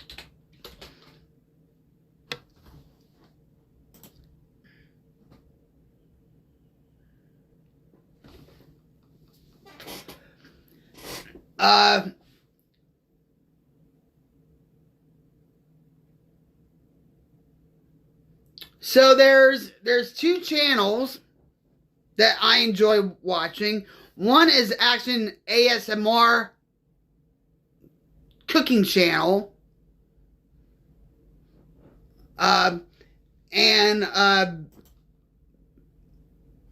So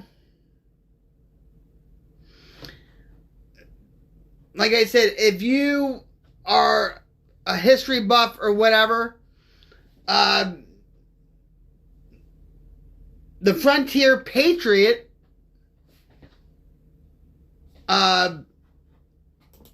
is a good channel. And they're out of Genevieve, Missouri.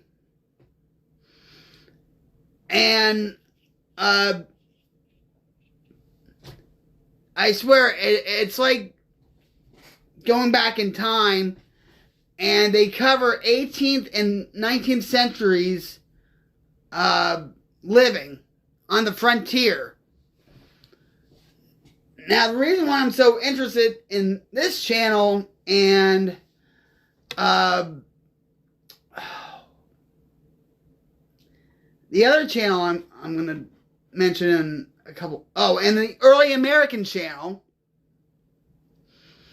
Alright, so it's the Frontier Patriot and the Early American channel. The reason why I'm so interested in them is because I used to work at Waterloo Village in Alamuchee, New Jersey. And I used to work the grist mill. And I also was a part of their culinary program. Waterloo Village had a culinary program. And all that. And of course, I didn't graduate because sex, drugs, and rock and roll got involved. or just got, threw a wrench in that. So, it's pretty cool. And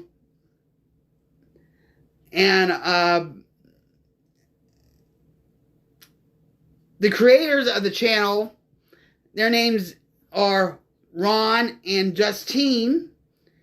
And I think Justine, I'm not certain, and if she isn't, I apologize.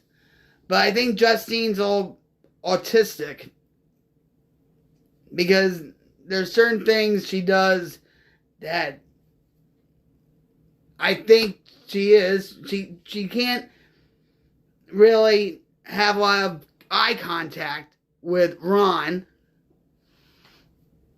And there's certain other quirks she does. But if I'm mistaken, I apologize. But I love these two channels. The Frontier Patriot and the Early American channel.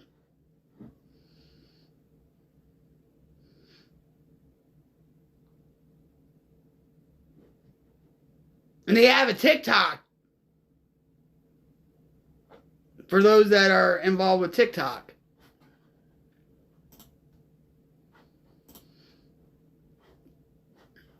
I'm still on TikTok. I just don't use it anymore.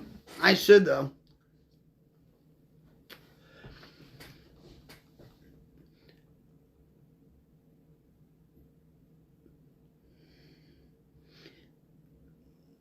So they have like, they'll, educate you on, say, making BBs for musket guns, or she will, make like pork chops in a salad, or cake, or curly fries, or ice cream back in the 19th century, ice cream and stuff. And that was a long process. So she does mainly cooking and stuff, but he will tell you how to make a skunk hat,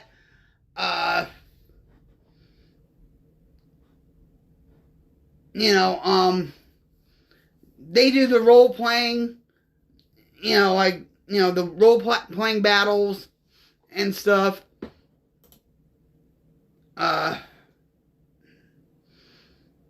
From a couple months ago, she made a macaroni pie.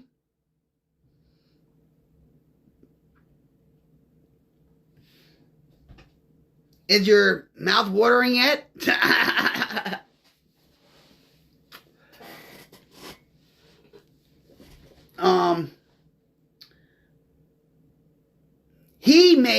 Ron makes a drink, an alcoholic, by the way, called Switchel. And basically, it's like a Gatorade. Back then, they made Switchel, and it was like a Gatorade back then. To help with dehydration and your electric lights and all that stuff. Something different,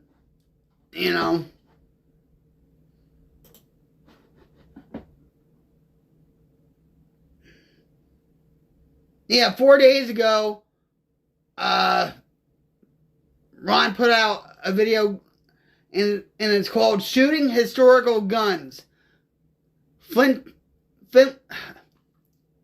Flintlock muskets. The oldest gun I ever shot, well, I'm not talking about my husband's, wink wink, alright, I'm talking about my nephew, a couple years ago, brought over a sniper gun from 1915. And he actually bought it from one of the biggest gun shows in the United States, Wanamaker's. And he bought it over for me, actually, because we were playing Battlefield 1 at the time. And he says, "You want to shoot it off?" I'm like, "Sure." But the bullets are like $1.50 a piece. I said, "Okay, sure." And so we went out the back. He loaded it up for me and stuff. And I'm here.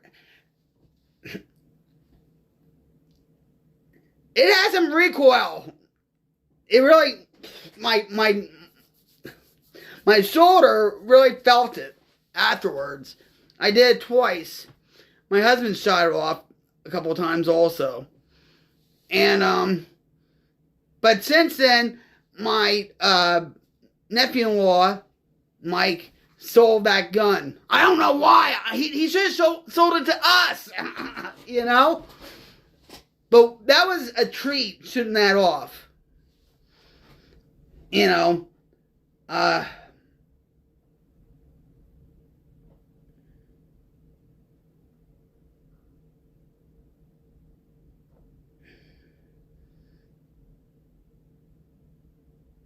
I enjoy watching these two.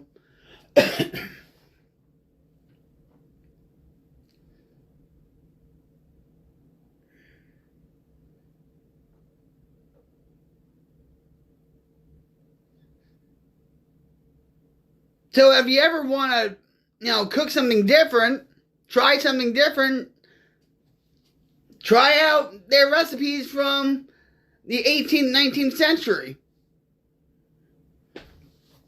I actually did that with the steak and cheesy broccoli. Or I'm sorry, cauliflower.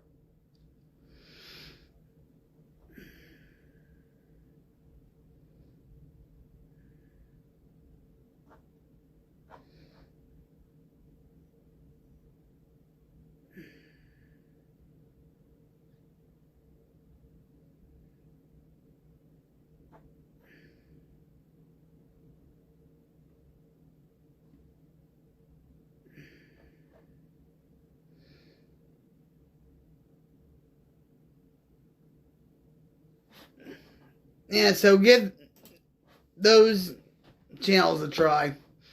If you want to do something different, watch something different.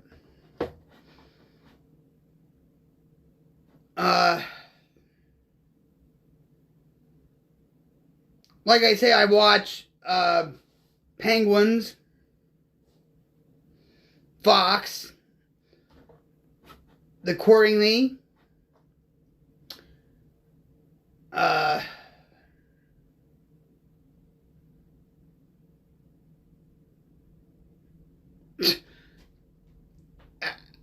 The Taste of Country put out another clickbait, Loretta's Final Message. I watch Candace Owens, Sky News, Cara Burnett's show, because I used to watch that when I was a kid. I watch a lot of Johnny Carson. That brings good memories.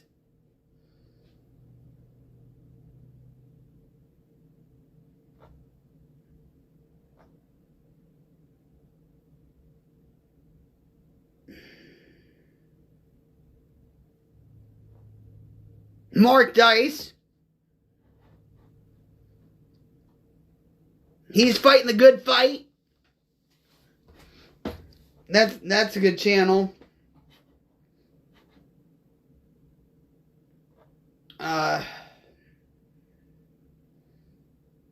Inside Edition.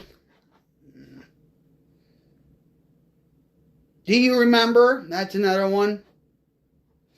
And don't forget to watch my YouTube channel, Rocket Queen 71. And I'm trying to post content on my channel every day and all that.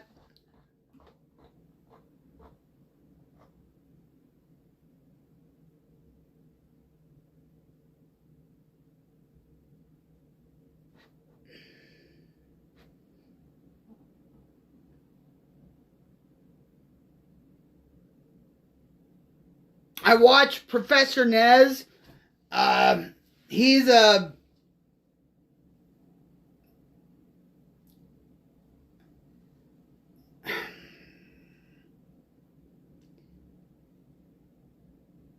he knows a lot about branding.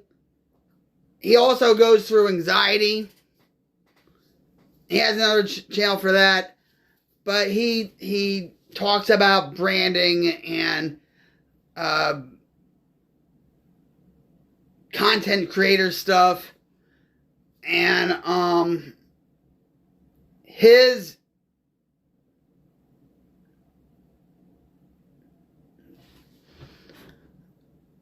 next scheduled video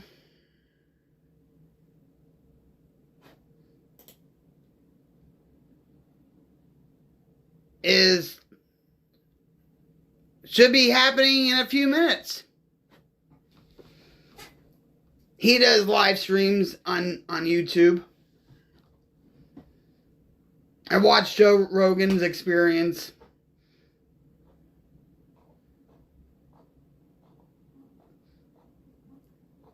Yeah, but as far as my YouTube channel, I am trying my best to really put content on there every day.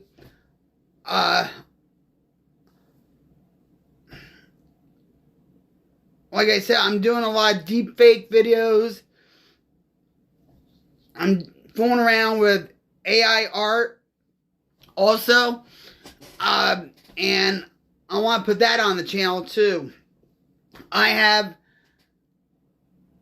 a lot of deep fake videos in the works. And I'm going to tell you this. When I do the deep fakes, it's not in a malicious way. It's with family and friends. And that's it. I'm working on like, clips from Lethal Weapon with deep fakes. I did one for Private Benjamin, but I titled it "I'm in the Army Now," and that's on my YouTube channel now. I'm doing I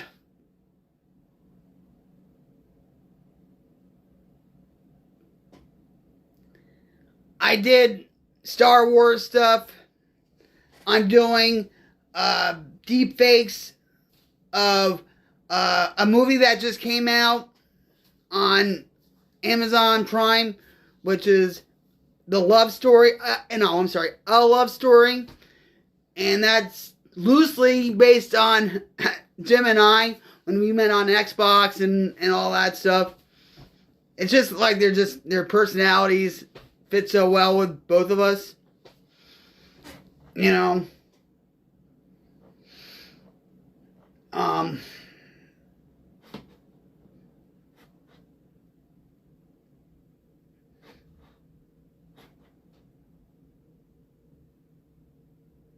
I didn't realize it was going to take a lot of work to make these videos.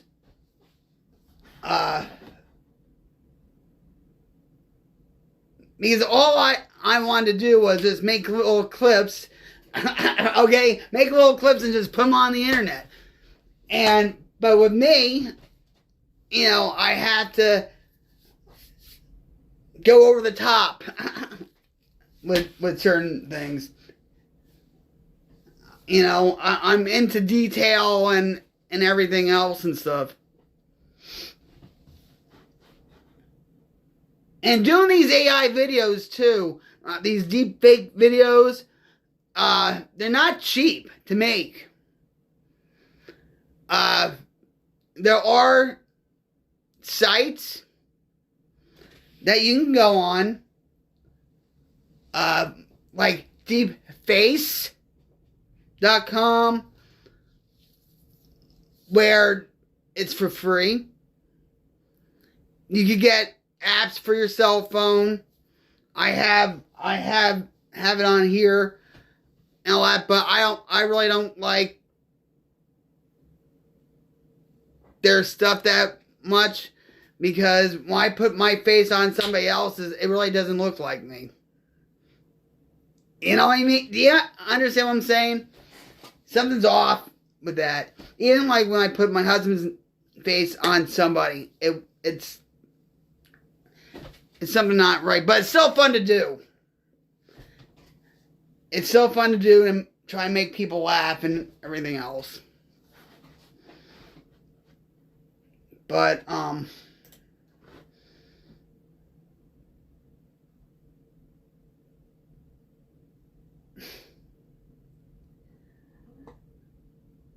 Penguins put out a video 9 hours ago, the dumbest couple on Facebook. Well, duh, if they're still on Facebook,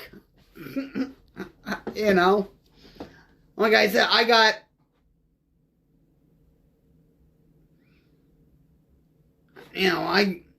rid of my Facebook a long time ago. Don't miss it. I don't miss it whatsoever.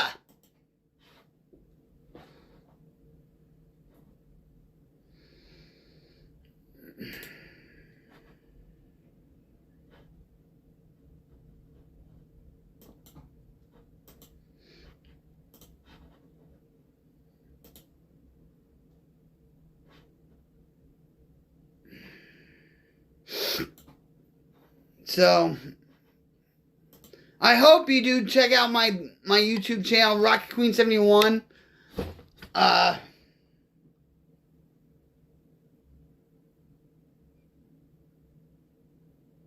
And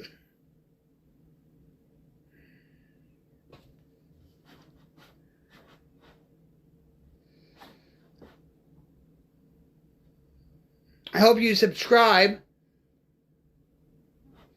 Best is yet to come with the YouTube channel. Best is to come with my Twitch channel. But like I said, this is just a temporary home for me until I figure things out and all that. So, I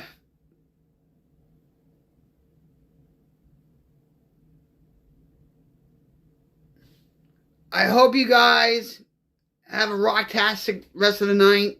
I hope I see you tomorrow. If you are going through a rough time in life right now, if you're struggling with mental illness, with drugs and alcohol, you can always come on here to talk about that. I'm not judgmental whatsoever.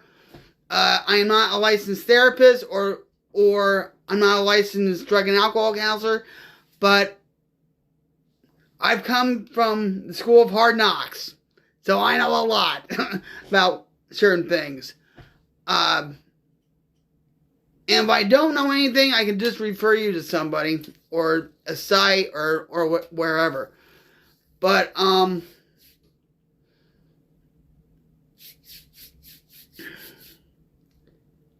please, if you're going through a rough time, ask for help. You know, talk to somebody. Talk to your friends, your family. You know, and say, I'm really having a hard time. Can you help me? I just want to talk to you. That's fine. You know, and like I said, you can always come here to talk. If you know somebody that's struggling with mental illness or drug addiction or alcoholism, reach out to them, show them you care. Free thing is, you can talk to them, and that it makes a difference, guys. It makes all the difference in the world. You know, and it's for free. Talk is for free, right? So, with that, guys, take care of each other. Take care of yourselves, because you guys are number one. And I'm Rocket Queen 71 coming at you live from my headquarters. And I'm signing off. Bye, guys. Thanks for dropping by.